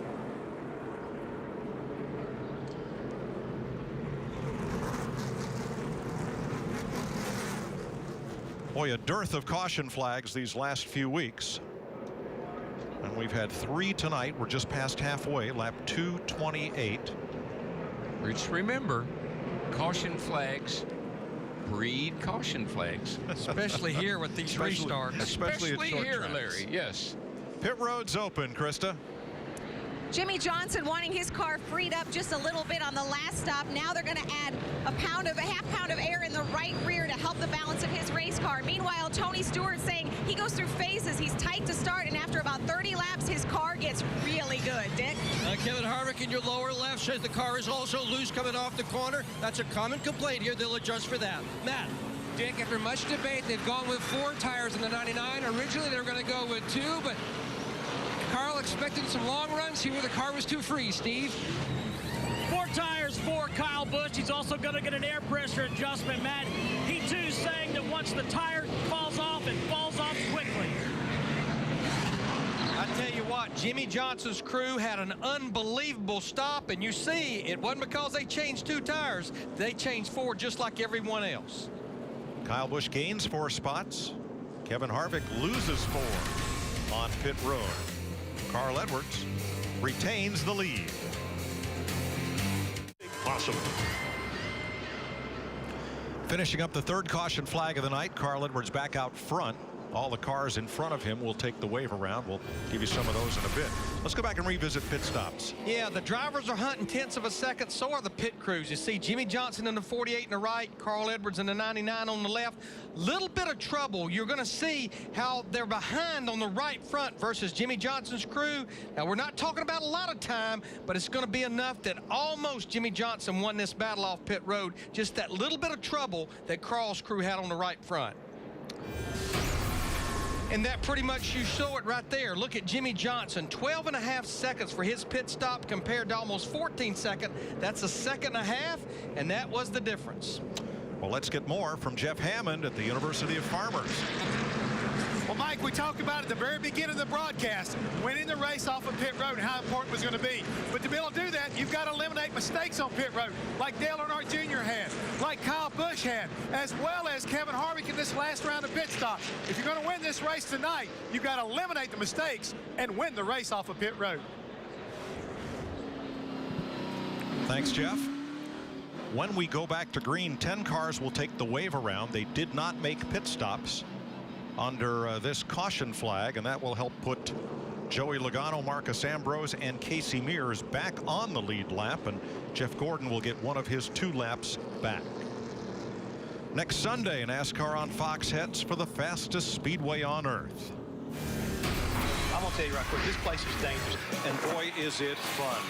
Oh, trouble. You know West Place is known for the big ones. This place is big wrecks, great racing, and unlikely winners. It's an exciting place to be. Dicing, slicing.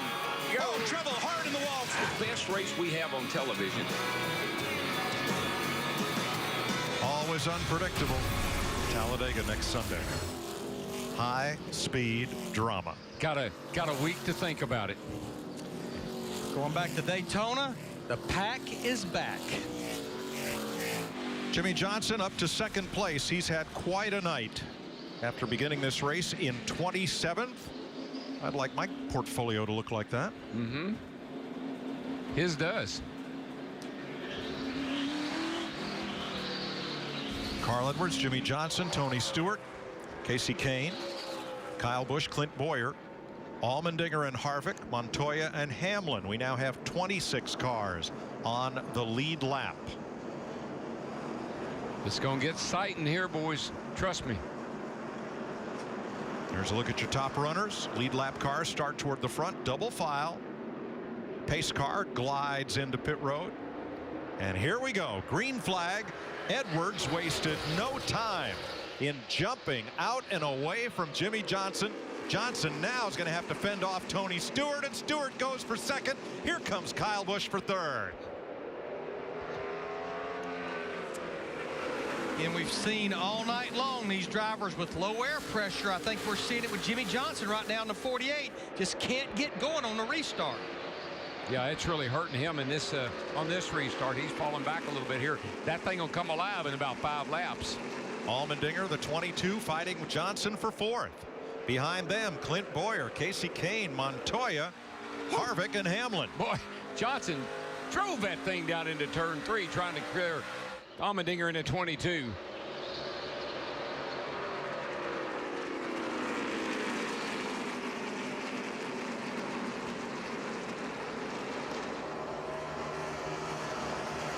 A lot of contact back in the pack there. A couple of cars up the hill. That's another battle I've been watching right here with Montoya in the 42. He's now cracked the top 10. He's in 7th. He just took this position away from Kasey Kahne.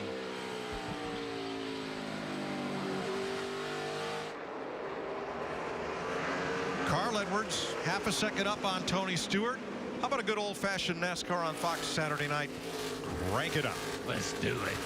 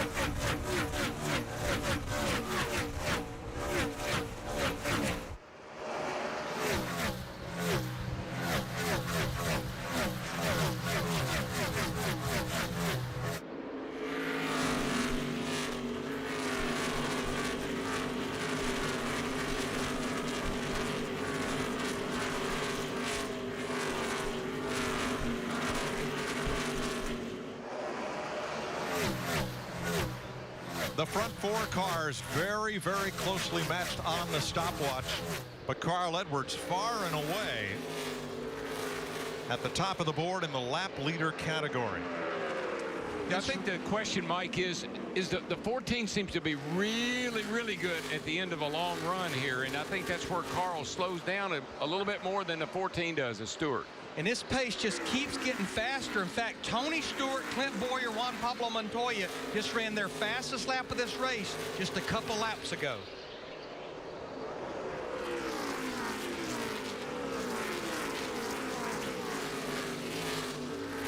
A.J. Allmendinger driving for Roger Penske. He's our leading Dodge Charger in this race. Brad Keselowski on the lead lap, 14 of 26 lead lap cars.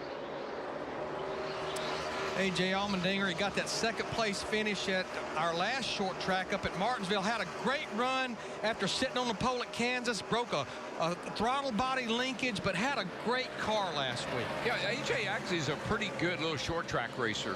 A guy that's, Steve, what are they saying down in the 22 pit? Well, DW, he said on that last pit stop, he told the guys, I was plowing the front a little bit on that run, but the rear was hooked up well, so he was happy with the way the track was coming to him versus the front. Still, though, Jeff Hammond, the top half dozen cars running almost identical lap times as Carl Edwards. Yes, they are, Mike. And you guys were talking about what you're seeing from up there, that Carl Edwards is getting out front and Tony running him back down.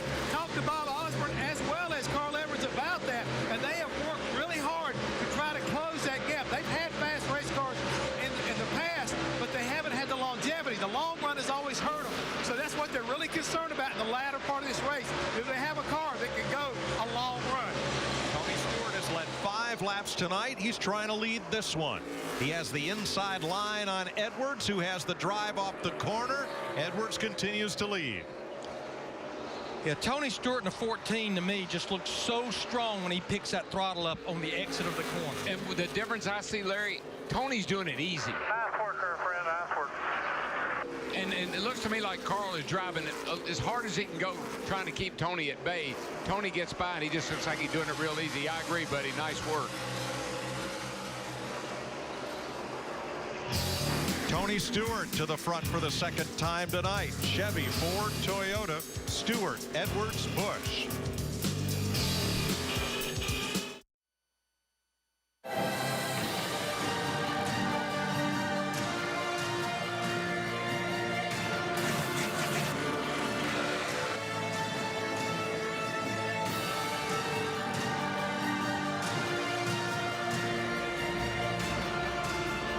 Racing under the lights, NASCAR Prime Time, the 9th race of the year, the quarter mark of NASCAR season from Richmond, Virginia, and time for an AT&T race break where Tony Stewart is your leader. Now, Carl Edwards, Michael Waltrip, fell to 4th, but he's led the most laps, 202. Remember, Edwards and Stewart brought us that championship chase, the best finish ever last year. Yeah, but Carl Edwards has never won on this flat track in Richmond, Virginia, Chris. This is a short track that it takes a lot of finesse. You slide your car around too much, your tight back tires get wore out. Tony Stewart, 3 wins here.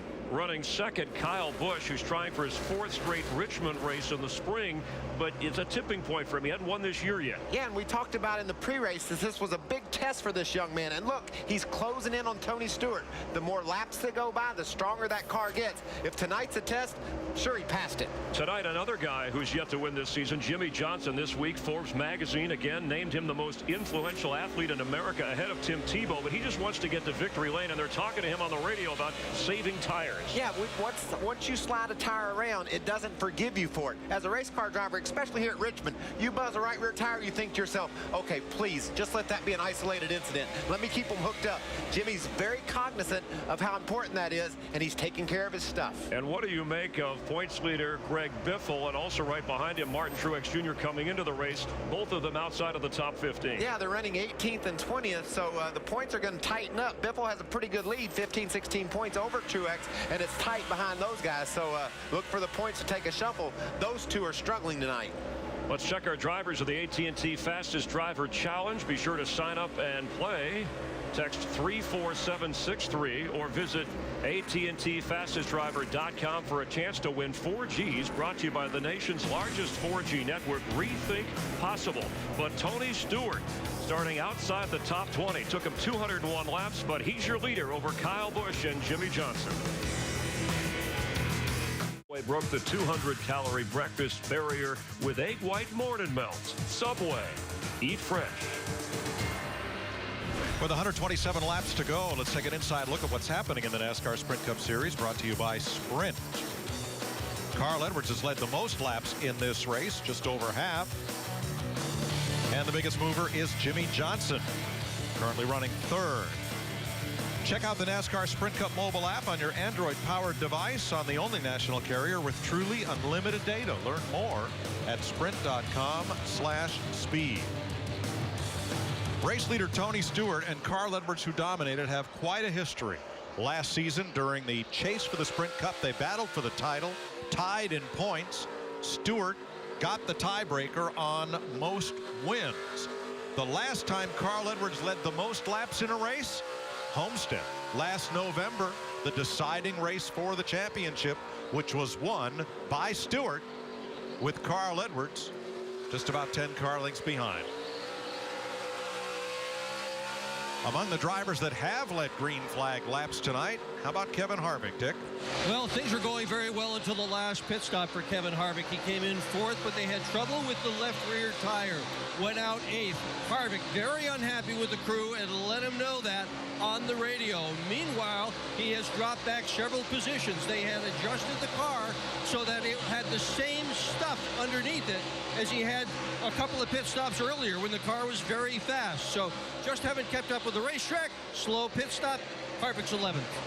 Thanks, Dick. Mark Martin, our pole sitter, right behind him, 12th. Hasn't been a good night for Richard Childress Racing. One of their other cars, Paul Menard, had a problem on pit road earlier. We found out that was caused by a tire that had been left in the pit by Jimmy Johnson's team. That's how Eric Pringle lost control of the tire that rolled out into pit lane, and some of that jostling and shoving around in the pits was between those two teams side by side. And I'm glad you gave that information, because as I watched that replay of that whole incident, it almost looked like that there was something going on between Jimmy Johnson's team and Paul Menard's team, and I think that's when the NASCAR official truly stepped in. Just remember, I think it was last week when Kevin Harvick got on the radio and said, okay, boys, I've kept my mouth shut up to this point. They had a problem in the pits last week, and he kind of let them know about it. Looks like he might have to let them know about it again tonight. But I think when Slugger Labby said, if that ever happens again, you will not work for Richard Childress Racing, I think that's what he was talking about, his crew member going over to the 48 team. Larry, who's responsible for the crew? The crew chief. Good point. That's why they say crew chief. That's right. That's why they say crew chief to the Sprint Cup hauler after the race. Jeff Hammond's got a front row seat down there in turn number 3. Watching everybody's entry into the corner. Well, those first 3 cars that are leading this race right now, Stewart, Busch, and Johnson, you could throw a blanket over them. Their times are 19, 20, and 21. But Matt Carl Edwards, who's led half of this race, has fallen 3 seconds off the lead. What's up?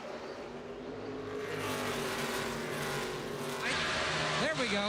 Mike, basically what happened was the car started out on this run much tighter, and he didn't really want to try to push it, so he dropped back, faded in, settled in. Now the free has come back. Now they're already planning what adjustment they want to make on that final run to the finish, but Carl assures Bob Osborne, we are in good shape. Do not worry. Well, you know, when the car is free, what that means is you can't turn it. You can't put a lot of wheel into it. You kind of got to let the car go where you want it to. You drive it more with the throttle than you do with the steering wheel. That's not good. That slows you down. Well, if they're in good shape, the stopwatch doesn't know it, because they're 2/10 slower than Kyle Busch, who's trying to take the lead from Tony Stewart. And not far behind those two, you see that blue car, Jimmy Johnson in the 48. He wants some action up there. Let's see, how many races has Kyle Busch won here in the spring? That would be 3. In a row. The top 3 are tied with 3 wins each here. No driver in tonight's race has won 4. One thing I noticed when we were talking about Carl Edwards, I noticed the left rear. The tire, there was a lot of black rubber on the left rear quarter panel. I don't know if he got some damage there or if the tire is rubbing, but he had a lot of rubber up on the left rear quarter panel. Off turn 4 and for the lead again, Kyle Busch. Tony Stewart now trying to hold off Jimmy Johnson. But Stewart is just about 2/10 slower than the 2 cars that just passed him. Well, that was a courtesy move right there. Tony said, look, he got by me. You go up there, Jimmy, and see if you can get him. Kyle Busch becomes the 6th different leader tonight. He went to victory lane as an owner last night. Will he go as a driver this evening?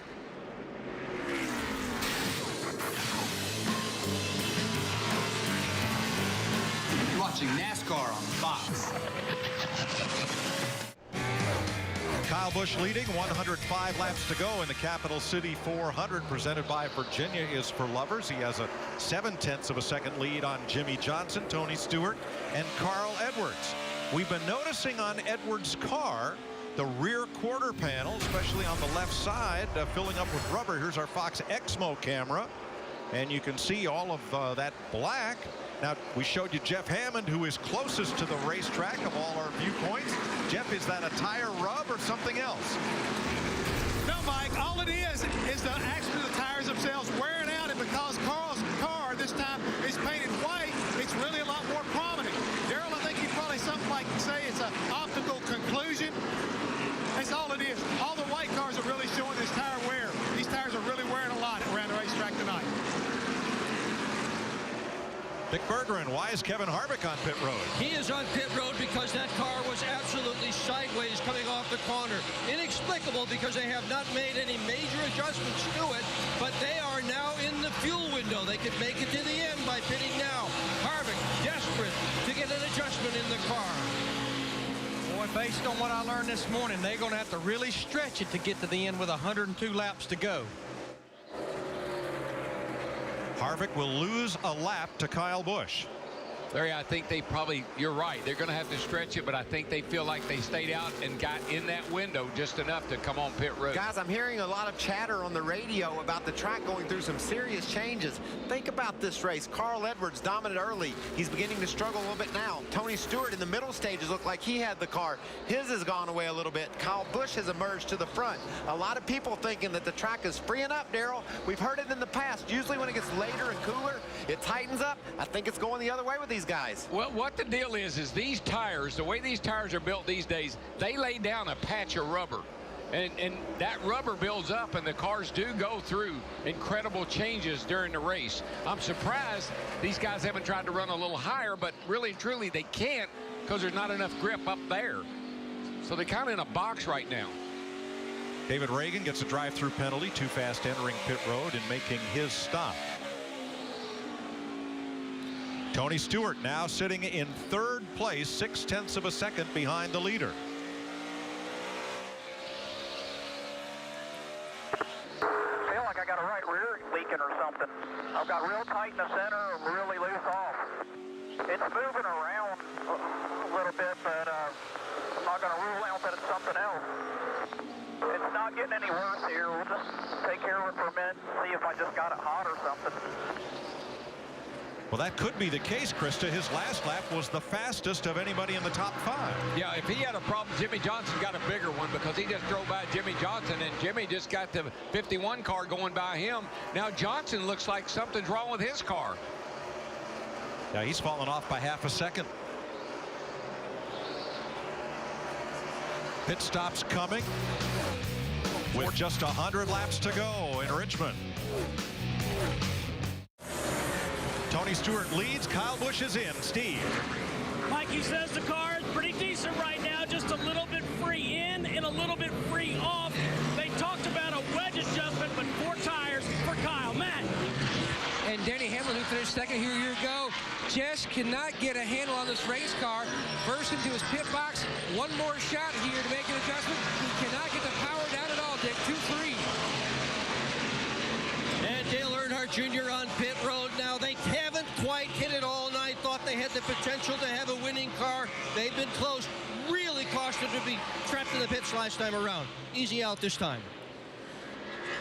Kenseth out. Keselowski coming in. And now Tony Stewart, the race leader, comes in. And Carl, I think Carl may have missed pit road. And one car hits the wall in 4. That's Jeff Burton. Burton's going to limp around and try to make it to pit road. We stay green. Well, a lot of action trying to get on pit road. Carl missed pit road right there. And Jeff Burton in 31, he just had pitted about a lap and a half ago. Low air, just won't turn. Caution is out. Stewart's leaving pit road. I think he's going to be okay. And Jimmy Johnson is on pit road because I think he's the leader. He should be able to beat the pace car, Krista. That's right. He came in and they're having a bad stop right now, though. They have not been on their game tonight on pit stops. Right now they're working on the left side of the machine. But yes, Jimmy Johnson could benefit from this if they were able to do a good enough stop. Out he comes as the field cycles around. And all he had to do is beat whoever the leader was to the start-finish line. It actually goes all the way across pit road, and I think he indeed did that. Because that would have been Carl Edwards, who's just now coming off turn number 4. That was a good heads up by Jimmy Johnson and his crew to go ahead and make that stop. There's Carl at the line as Jeff Burton finally makes it around to pit road. Burton bangs the wall in turn 4, and we're under the 4th caution tonight. There was more things going on. Wow. 31 hits the wall. I think Carl missed pit road. That's why he wasn't on pit road when the caution came out. Several things happened all at once. I did not see Burton hit the wall, but I saw a big jam up of cars trying to get onto pit road as he came into 3 and 4 with a full head of steam. Stewart had to go between 3 cars to get on pit road. Now every driver had pitted except for Carl Edwards. Now there's Burton already up and into the wall. Down in turns 3 and 4. Stewart's passing the pace car. There he goes.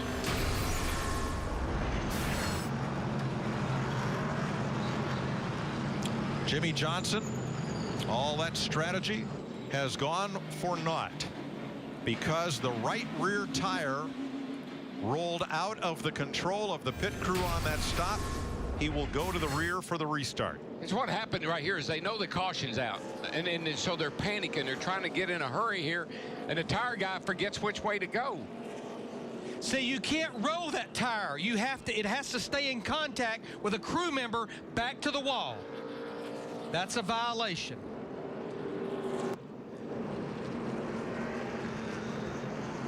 Here's another look. You'll see he'll look left, look right. His guy took off. All right, see right here, that tire, it cannot be rolled back. It has to be carried back. A crew member has to be in contact with it. To halfway, I think it is, halfway of the back of the car. That crewman couldn't carry the tire and the jack at the same time. Carl Edwards is in as pit road is open. And Kyle Busch, who made his pit stop under green, will get the free pass, Matt. And the dominating car tonight, the 99 of Edwards, hasn't won since last year, March. Significant wedge adjustment. That's for the later part of the run. They made an air pressure change to help the car on the get-go. Packing it full of fuel. If it goes green, Bob Osborne told Carl, this will be a full run. You've got what you got. Now let's explain how Kyle Busch got a lap down. He and all these other drivers that had made green flag pit stops, the caution came out before a couple of the leaders had pitted. So they had a lap up on the cars that had made pit stops. And that's why right now we have 4 lead lap cars. Now some more will take the wave around. We'll probably have more when we restart. Yeah, we've got pretty much about 11 drivers that are showing a lap down right now, but they will take the wave around.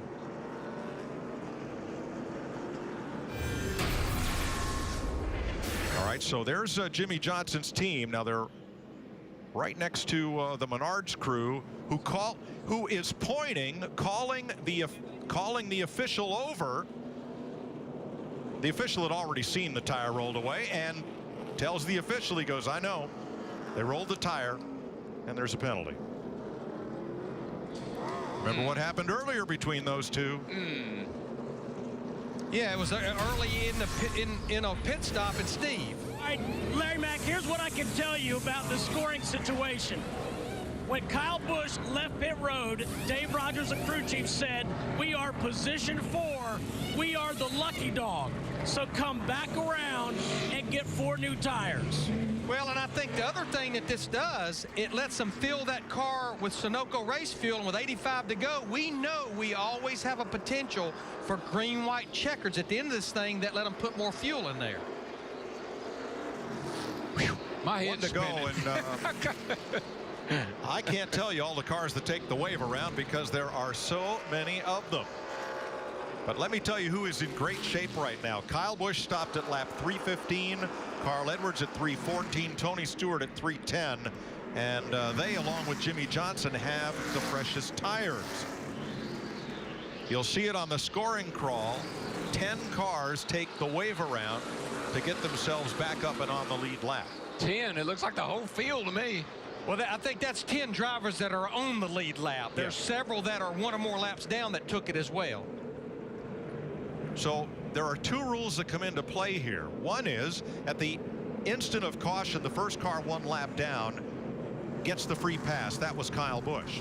The other is that any drivers who stay out and move up to the pace car that are ahead of the leader that have not pitted under this caution can take the wave around and get back the lap that they have lost that way. So with 83 laps to go, still waiting for our scoring to cycle through and let us know how many lead lap cars we're going to have, and it looks like 15. 15 cars will be on the lead lap all the way back to Paul Menard when we get this restart. And the bad news for Jimmie Johnson is he can't start behind the lead lap cars. He got to go all the way to the back behind everybody because of the penalty, even though he is on the lead lap. And even though he has a fast race car with about 82 laps to go, he's going to have to put his work gloves, work shoes, work everything on. He's going to have to hope that they have some cautions. So the lead lap car, Johnson restarts 36th in line, 15th in the scoring rundown, and we're getting ready to go. Tony Stewart doesn't go. That's the second time I've seen that happen tonight. The car just kind of lurches sideways, lunges sideways when he tries to go. And look who's up there in contention, Greg Biffle. What a move Biffle just put on. Now he's one lap down in the 16. Sorry, because you were the leader. Third in line. How about this black flag, Carl Edwards? Black flag right here. NASCAR telling Bob Osborne, Carl jumped the restart. Check on that, man. We were the leader. Kind of. The 14 asked Bob, and then the official told both of us, yes, we were the leader. Now what they're saying, what Bob, you saw the motion, he's saying Tony spun his tires. But, Larry? But there's a restart box that's on the inside. You're going to see it when you right here on the apron. We're not to the restart box yet because it's on up there. You're going to see it right there. See, that's the restart box, and Carl Edwards went before that restart box. Woo. Boy, that was close, too. There is a line painted on the inside and outside wall, and the drivers are told, do not accelerate before that line. And they are saying that Edwards took off before the restart zone within which he must restart the race. Yeah, that's why the black flag. It's a box that's maybe, looks to me, maybe about 20 to 30 yards that you have the option of going in that box. And he went just a little bit before it. He was nose touching the box. I'll tell you, that was close. I think what made it look bad was Tony didn't go, and it made it look really bad for Carl. Bob Osborne has argued his case with the NASCAR officials to no avail. I don't blame Bob for being upset. That was very borderline. And the leader is Tony Stewart. Greg Biffle on the tail end of the lead lap after getting a great jump on that restart. So Jimmy Johnson, he had to go to the back. Carl has to go to the back.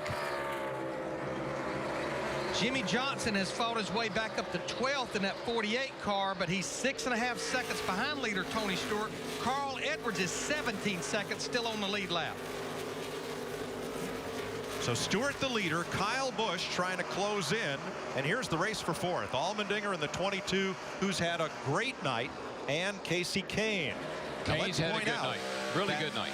Carl Edwards served the drive-through penalty without losing a lap. A caution flag would put him right back in this.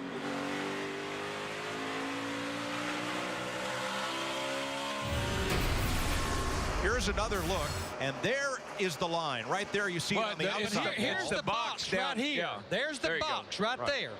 And you're going to see he's going to go, but I'm like you, Daryl. I think Tony not going magnified. It made it look bad because Smoke's not. I mean, look at Tony. He's not moving. So what? I mean, that was pretty borderline for me. Now, if Carl does not go beyond that box, then it's free game. Yeah, the flagman starts the race, and it's game on. You're right. So now Edwards, after leading 202 of the 400 lap distance, finds himself in 15th, 17 seconds behind race leader Tony Stewart. 73 laps to go in Richmond.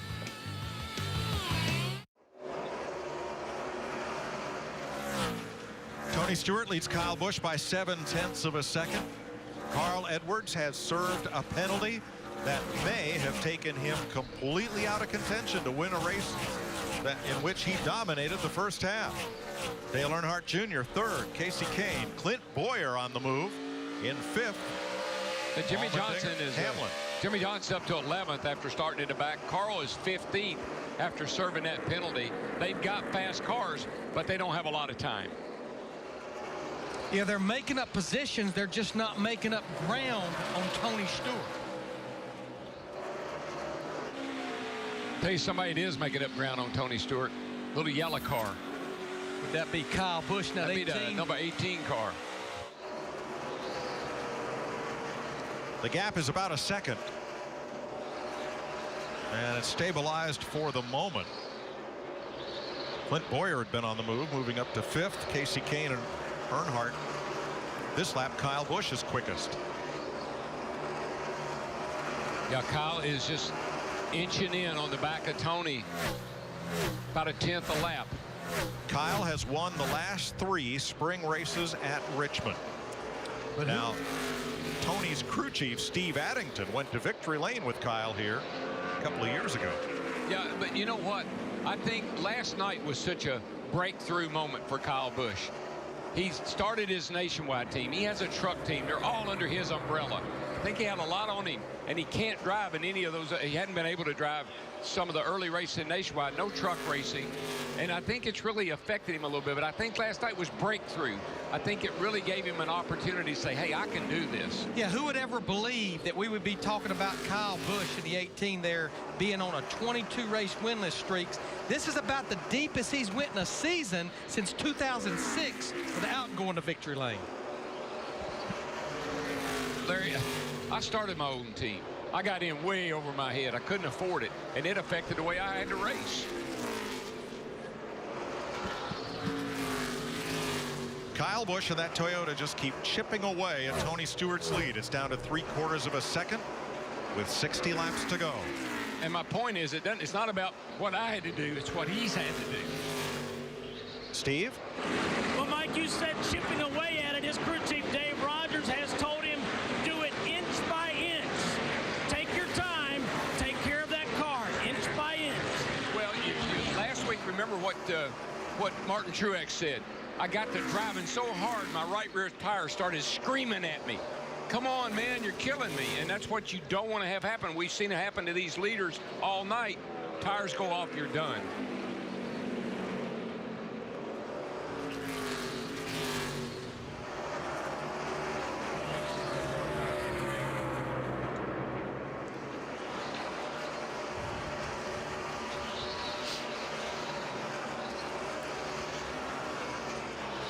Let's go back to the restart and show you our 5-hour energy big move of the race. Whether or not Carl Edwards thought he, not Tony Stewart, was the leader, you see that Carl moves out before the start of the restart area, which runs from here to here. That's where the leader must start the race. Now, if that happens, Carl could give the lead back and be legal, but he'd have to back up 5 places to give that position back. But what makes it look so bad is Tony spun his tires, couldn't go, and that's what Bob Osborne is saying. Man, he spun his tires. Give me a break.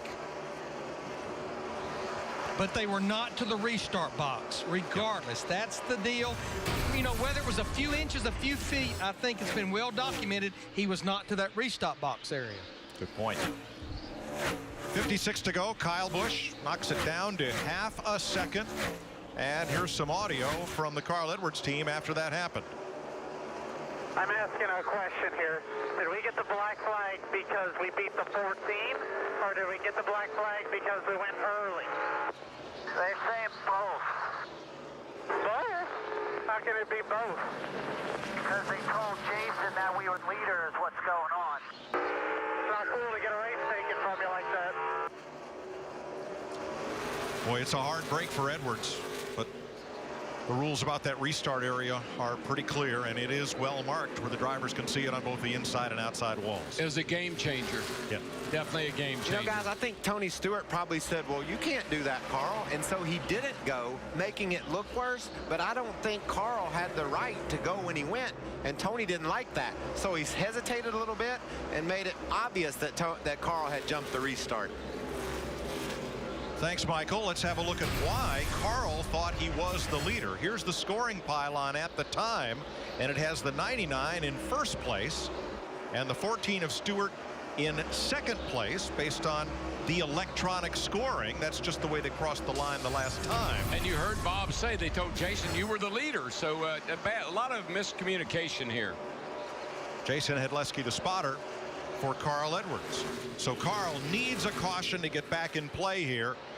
52 to go. Remember when I told you my head was spinning after that kind of melee right there? I think everybody's was. Jimmy Johnson has climbed to 9th. He passed pole sitter Mark Martin for 9th spot.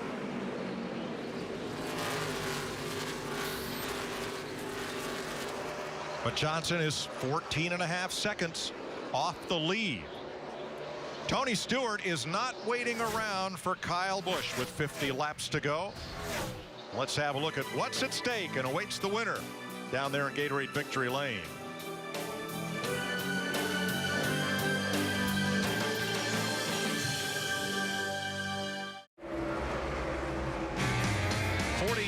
Laps to go here in Richmond, Virginia. There's Tony Stewart, who 13 years ago won his first career Sprint Cup race here at Richmond. Since then, 45 more wins and 3 championships, including last year. As you see Denny Hamlin, and this is a battle for 6th place with A.J. Allmendinger. And moments ago, Kasey Kahne, who hasn't led a lap this year, despite having 2 poles, moved ahead of Dale Earnhardt Jr. in the 3 spot. But Kyle Busch behind Tony Stewart, celebrating this week his 27th birthday coming up, racing for his 24th win, and again hoping for his first win of this season. 7 different leaders and 13 lead changes, and back up to Mike Joy with only 4 cautions in the race so far. Thanks, Chris. Nowhere near a record. We've had just 1 caution flag at Richmond 3 different times. Jimmie Johnson, Montoya fighting for 8th spot as Stewart pulls away from Kyle Busch now. He's opened it up to 1.2 seconds. Now after the restart and things settled down, here's what Tony Stewart and team had to say. 99. They're showing the 99 the leader. I'm not positive on it, but they're showing him the leader. No, he came down pit road. We are. All right, we are coming to the green. All good. They're posting the 99 for jumping the start because you were the leader. Black flagging the 99. Now that was several sound bites condensed together, but it gives you a picture of what the 14 team thought. To back that up, Stewart restarted on the inside of the front row, which is where every race leader all night has chosen, was the inside lane. And Krista, Jimmie Johnson's up to 8th. He's coming back, fighting for 7th against Allmendinger. And boy, they get close off turn 2 there. Yeah, Mike, he is on the move, but you know, the pit woes that they have had tonight really started early, back on their very first pit stop. I watched in their pit as they nearly left the wedge wrench in the back of the car. They didn't. They got it out. But Chad Knaus made the statement, one mistake can lead to many. That's what seems it's played out tonight. Stewart just goes by. He's the leader. He just went by the line here. Johnson is almost over a half lap down to Stewart, our leader. So a caution's the only thing that's going to save him get back in the race. Yeah, he's picking positions up. He's just not gaining time on Tony Stewart, the leader. And nobody is. Kyle Busch and Kasey Kahne, who's now 3rd, are about a 10th quicker than the race leader, but no one else seems to be.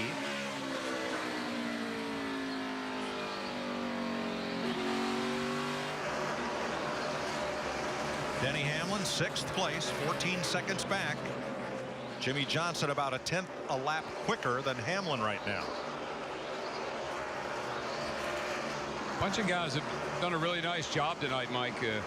The 5 cars up there in 3rd place. Steve, what they got going on? Well, DW, the message on Kyle Busch, or from Kyle Busch rather, he's saying, I'm going to try some different things. I know it's late, but I'm really tight in the middle right now. I'm going to try something different. Well, and right now he's a little over a second, about a second and a quarter behind leader Tony Stewart. And as long as he doesn't have to fight lap cars like he's doing right now, certainly not a bad thing to probably try, Darrell. Yeah, right there on that lap, he lost a 10th and a half, but he is in traffic, so he needs to move around. Kevin Harvick goes a lap down, and now Tony Stewart and Carl Edwards, who fought for the championship last year, are going to be nose to tail instead of side by side as they were at the restart. Edwards' penalty has now put him in danger of going a lap down.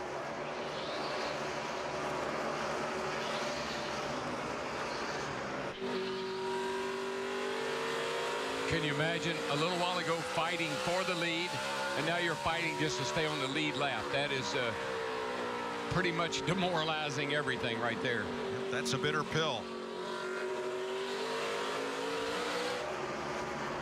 8th and 9th, Allmendinger, Montoya, and Mark Martin 10th. Mark Martin, our pole sitter, he has fought his way back because he was about to fall outside the top 20. Did you see Allmendinger in Whoa. Yeah. I'll tell you, Allmendinger in Montoya, that just about got ugly. Let's see, I think it was a year ago Montoya had something similar to this going on, but it was with Ryan Newman here at Richmond. And Newman ended up wrecked up in turns 3 and 4 after they got together in turns 1 and 2. And then they had a little powwow when we got to the next race. Well, that cost Allmendinger 2 spots. One to Montoya, and then he lost a spot to Mark Martin while he regrouped in that yellow Dodge. That brings Matt Kenseth up there and into play for this 10th place battle. And Jimmy Johnson has caught Denny Hamlin for 6th.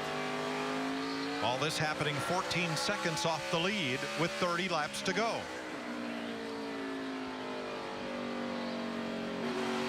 It's a regular 30-lap feature net from here, Darrell, like we might be having at the 60th anniversary opener of Bowman Gray Stadium in Winston-Salem tonight. Yeah, except that they're on worn-out tires, and I don't know how exciting that might get. We need it. We can get them grouped back up here. There's a number of guys that got fast cars, but right now track position is playing a big factor. Look at Carl Edwards of the 99 fighting to stay on the lead lap, hoping for a caution somewhere else that'll put him back in contention. Wonder if Carl thinks Tony set him up on that restart. Well, it looks like Tony Stewart's going to put Carl Edwards a lap down, and now what Carl has to do is fight to stay in touch with Tony Stewart to be the first driver a lap down. 28 laps to go. Can Kyle Busch catch Tony Stewart? Stay tuned. On the second place car of Kyle Busch. Casey Kane is 9 back, Earnhardt 10, Boyer 15. They are the top 5. On that last restart, Tony Stewart was the race leader. Didn't get going. Carl Edwards shot ahead and was ahead of Stewart at the line and went before the restart zone and had a drive-through penalty as a result. He's just gone 1 lap down as we've been green flagged since then. Jimmy Johnson served a penalty during the caution flag period, so he restarted at the tail end of the lead lap, and he has climbed to 6th place ahead of Boyer, Montoya, Martin, and Kenseth. 13 cars on the lead lap, including Keselowski, Menard, and Allmendinger, with Carl Edwards still the first car 1 lap down and time running out. I think it's really, we haven't talked a lot about Casey Kane running 3rd. We haven't talked about Dale Jr., who slipped up into the top 5 as well. So some guys have benefited from Carl's problems and from Jimmy Johnson's problem, particularly those 2 guys. And with the issues that Greg Biffle and Martin Truex Jr. has had tonight here with 20 to go, it's going to be a good points night for Dale Earnhardt Jr. And tomorrow would be Dale Earnhardt Sr.'s 61st birthday. And Larry, another guy that just keeps digging himself in a deeper hole, Jeff Gordon.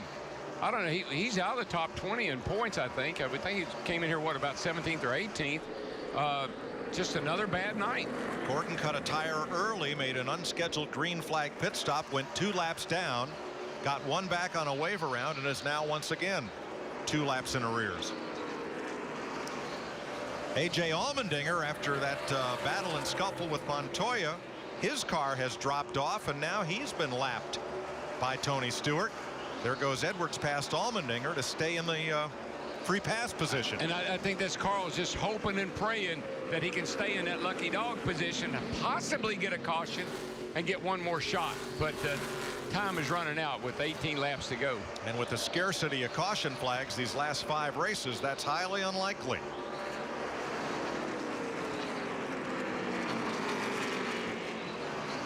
Documented a while ago that Kyle Busch, that 18, was going to try to start moving his race car around to find something, but he just keeps losing more and more ground to Tony Stewart. The way these races have been going, when you have these long greens, it physically and mentally wears you down. And I got to tell you, when you get down to the end of one of these long races, you don't want to race anybody. You don't want anybody to wreck. You just want to get it over with because your tongue's hanging out, man. What Jimmy Johnson wants right now is that black car right in front of him, Denny Hamlin. Hamlin anchors the top 5. Comes down to cover the spot as Johnson has a look to the inside. And just imagine how fast Jimmy Johnson is. Started dead last on that last restart. 36, I think you said. And there he is trying to crack the top 5. Right, he was 36th in line, 15th in the running order. because he had to start at the tail end of the entire field. Here's Tony Stewart coming up off turn 2 on last time by. Oh my gosh. Now, see that right there? That's what Tony knew. Remember earlier in the late in the run, he started saying, I think something's wrong with the car. I got a tire going down. Caution's And we out, got a debris on caution. the racetrack. Caution's out. Debris in turn 2 puts us under the caution we thought we might never see. Lap 386. It's the 5th caution tonight. Carl gets a lucky dog. Jimmy Johnson gets everybody gets tires. This changes everything. Where have I heard that before? Now Junior's got a shot. So we will restart with 13 cars on the lead lap. And there's no question, you're going to have to come get 4 tires. And so many of these drivers, like Denny Hamlin, they've not had cars that's been good on the long haul, but good on the short haul. And that's all we've got left is a short haul. And I don't know that Tony's car's been all that great on these short runs. And this is, you talking about pressure. How would you like to be the 48 team? Had trouble in the pits. A number of these guys have, and this is the one you better make it count. Here comes Stewart. He'll be the first car onto pit road. Boy, did he play it smart. Here comes Kyle, and here's Krista. Steve Addington just asking Tony Stewart, how's your car? He said, pretty good, but their strength has been the long runs. What do they have for this final dash? Dick? In the upper right, Casey Kane pits out of the 3rd spot. This is the best run Kane has had all year long. Crew has been sharp. Kane has been sharp. Steve. Dick, Kyle Busch calmly said, undo the changes you made on the last stop. Dave Rogers responded by saying, undo the wedge, undo the track bar adjustment. Kyle Busch said, after that, leave it alone. And he's first off pit road. He beats Tony Stewart. Well, 2 things happened there. Tony Stewart, they had trouble on the right side, and I think that pit selection there at the end of pit road for Kyle Busch truly paid off. Sometimes you get a little choked up down there on these tight stops. There's the tail of the tape on pit stops. Let's have a look at Stewart's stop here, Larry. This was going to be a 4-tire stop. He pretty much stopped right on his marks. But you'll see right here, they had a little bit of trouble on the right rear, but they couldn't get that right front tire indexed. They couldn't get it up there on the lug studs. It's tenths of seconds, but that's the difference on pit road right now. And what I saw Tony do, I mean, he was the leader of the race. He got on pit road with a nice cushion. They had a little cushion on everybody else, but they lost it right there. I mean, just look at that right there, and that's huge. That is huge with the competition the way it is right now. It's huge when they're in but 15 laps to go. And a well-deserved celebration for Kyle Busch's crew as they get their man out first. M&M's for everyone. Well, I think they're celebrating for several reasons. They won the battle off pit road, and they know how bad their driver wants to win a race right now. How would you like to have a hungry Kyle Busch with the lead with 15 to go? That would be a dream come true if you want to win a race here at Richmond. I guarantee you. Of course, he's going for his 4th consecutive win in the spring here. It'll be interesting to see if Tony Stewart can go in a hurry. Darrell, he's so successful here. He knows you have to take care of your tires in order to be good on a long run. All that's out the window. We're going to mat the gas and see if it'll stick. That'll be fun to watch. Yeah, but he's had trouble on 3 of the 4 restarts. He's had trouble on the start of the race. He had trouble on the last restart. He better be ready this time. 19 cars take the wave around. They chose not to pit under this caution. Most of those were lap down cars. That'll put Allmendinger back on the lead lap along with Harvick, Newman, Biffle, McMurray, and Labonte. The beautiful thing about the wave around, look, their leaders don't have to race anybody. It's all clear. Here we go. Carl Edwards got tires like everybody else. He's back in 13th, but now he's got a fighting chance. It'll be 9 laps to go.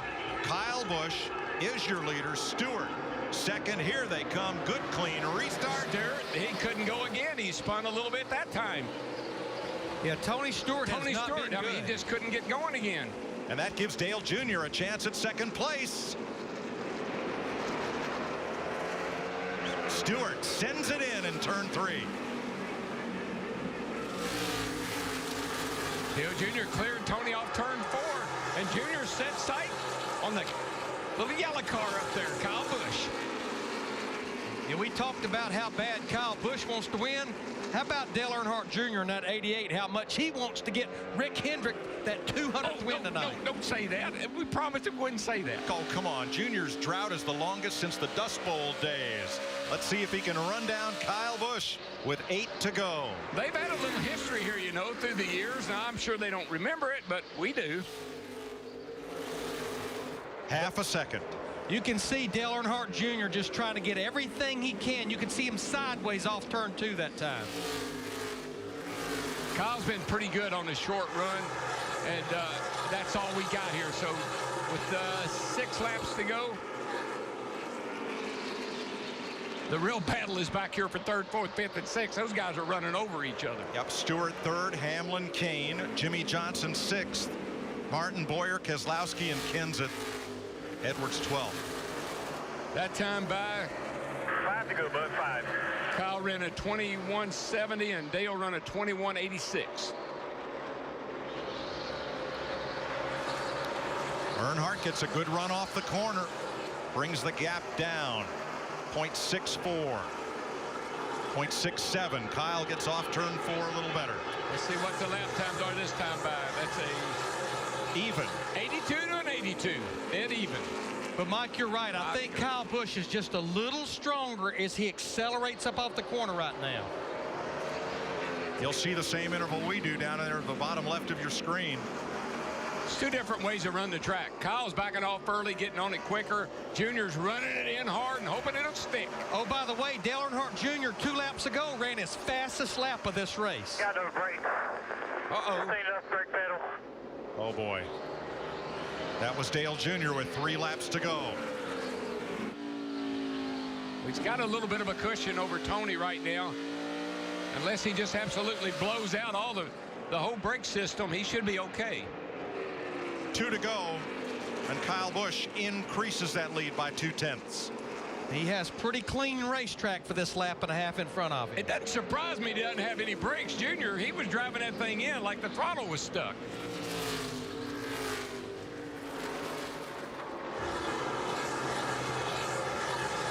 White flag in the air.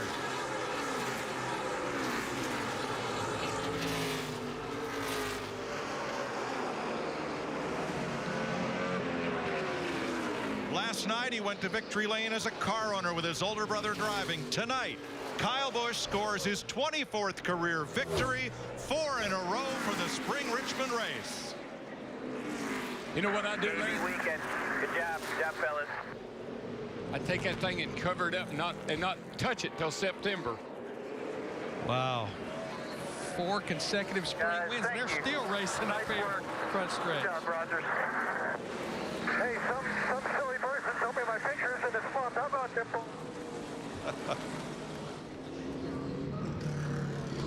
Kyle Busch ends a 20-race winless streak, goes back to Michigan last August, and becomes the 7th different race winner of 2012, and breaks a tie at 3 victories apiece with several drivers.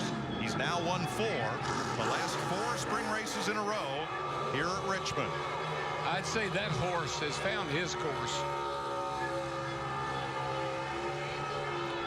It's the 96th Sprint Cup victory for Joe Gibbs Racing. And their 9th at Richmond. Kyle Busch celebrates.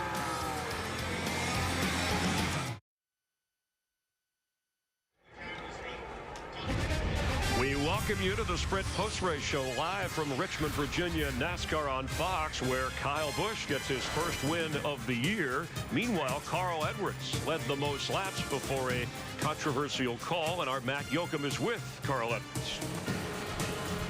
And disappointment on his face when he climbed into the race car. Dominating night. A lot of confusion and disappointment on your end. We're going to play you the restart, Carl, and you walk us through what took place from your vantage point. All right. Try to not be too frustrated and say something stupid. So right before that start, my spotter Jason Hedleski was told by the NASCAR officials the 99's the leader. 99's the leader. Jason told me I had a split second to decide what I was going to do. I thought, okay, NASCAR made a mistake. They lined us up wrong. I was at a disadvantage being on the outside. So I thought I'm getting the best start I can get right now. I got the best start I could get. Looks like Tony waited or spun his tires. So they black flagged me. I still don't understand why they black flagged me. They said we were the leader. I restarted the best I could given the disadvantaged position I was in. So the problem is I don't know if NASCAR is going to take the stance that we shouldn't have started the race first or that I jumped the start. But if they're saying that I jumped the start, it'd be real frustrating because I started the same way I've started all night. All right, thanks, Carl. Chris? All right, thanks very much. Race control and not confirming what Edwards said he was told by his spotter. NASCAR saying that Tony Stewart, the 14 car, the leader the entire way. Yeah, and Carl has a responsibility to know that he isn't the leader. He had been on pit road, so Tony Stewart was clearly the leader. All right, down to our Dick Berggren and Kyle Busch in victory lane. And Kyle climbing out of the race car now. What a record. Top 5 in every spring race he has ever run here.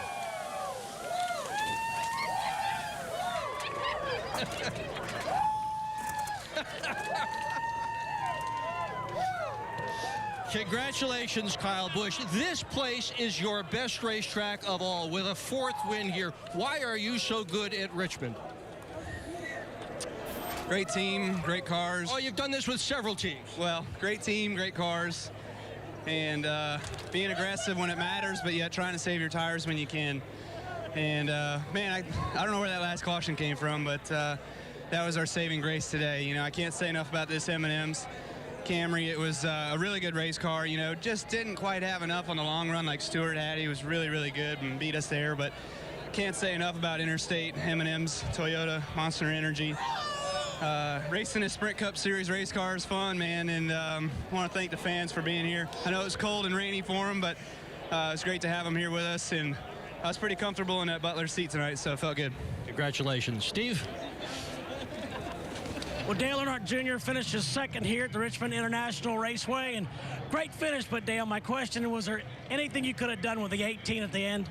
No, we had some brake problems all race long, and I had a great restart, and I run really great for 1 lap, and then the pedal went back to the floor, and I just had to pump it up all the way down a straightaway, and I didn't have any front brakes getting in the corner, so I couldn't get in real hard to just get loose, locking the rears up. So even with the brakes working, I think the 18 was just a little bit better than us all night, but I want to thank National Guard and Diet Mountain Dew. My team had great stops. We gained a lot of spots on pit road, and you know, a great race car by all the people at Hendricks. They do a great job, man. It's just been fun this year. Thank you, Dale. Thank you. On paper, starting 22nd, finishing 3rd may look good, but I have a feeling when Tony Stewart goes to bed tonight, do you dream of the one that got away?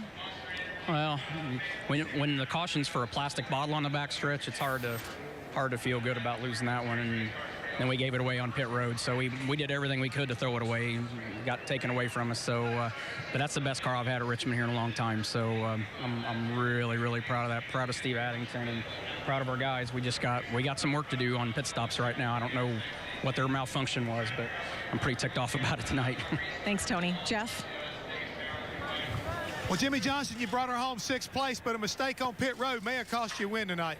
Yeah, maybe. And we had a couple little incidents there, you know, but stuff happens. It's racing, and unfortunately we had a tire get away from us and had to serve that penalty and go to the back. But good news is we had a very fast race car. You know, last couple times, I guess last fall we were decent here, but this track's been real hit or miss. And to have a car that strong and to pass that many cars all night long, proud of the effort. You know, very thankful the slowest car was that strong. I certainly wish we didn't have the mistake, but when you're in this field long enough, mistakes happen, and you just hate it when it lands on your shoulder, so I'm not going to beat anybody up.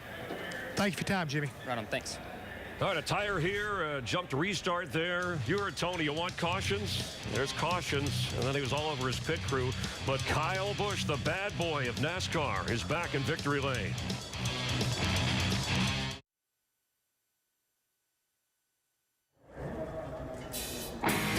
Wednesday's his 27th birthday, 24 career wins, 4 straight in the spring race for Richmond, and Kyle Busch on a crazy, unusual, unpredictable night. And this is how the points stand after 9 races. Dale Earnhardt Jr., his 7th second-place finish in the last 138 races when he has not won, but up to 2nd. Yeah, I talked about how focused he was in the pre-race, how he was determined to have a big night tonight. He did that.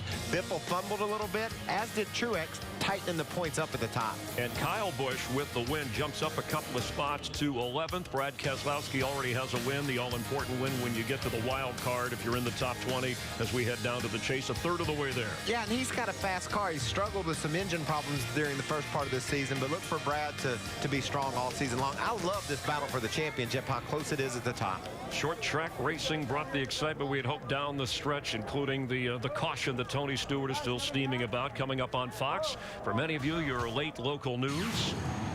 Don't forget Major League Baseball next Saturday. Among the teams you'll be seeing, White Sox and Tigers, Brewers and Giants. Note the start time, 3:30 Eastern. That's 12:30 Pacific. And then next Sunday, Talladega. The most remarkable finish last season. Remember, we had 8 cars battling for the win at the line, and Jimmy Johnson took the checkered flag by 2 1/1000ths of a second. Jimmy still looking for that first win of this season. And if you want more on this race, tune in to Speed and Victory Lane for continuing coverage from Richmond and all your needs that are NASCAR. Michael, how would you sum up this evening? A crazy night. Different guys dominating at different parts of the race. A cat coming into the night that we thought this was a big test for, Kyle Busch. Could he pass the test? Standing in victory lane, I'd say he passed it just fine. Well, a lot of controversy, including Carl Edwards and his crew still questioning the call on the restart. You have the tire with Jimmy Johnson, his pit crew, and of course you have the late caution, and then Tony Stewart, his pit crew, not responding under pressure. And you've got to make those pit stops late in the going, and Tony had one get away, and obviously he wasn't too happy about that. This has been a terrific night here on NASCAR, and we hope you join us next week from Talladega. From Michael Waltrip and our entire production crew, thanks for being a part of NASCAR on Fox as Kyle Busch leads Richmond a winner.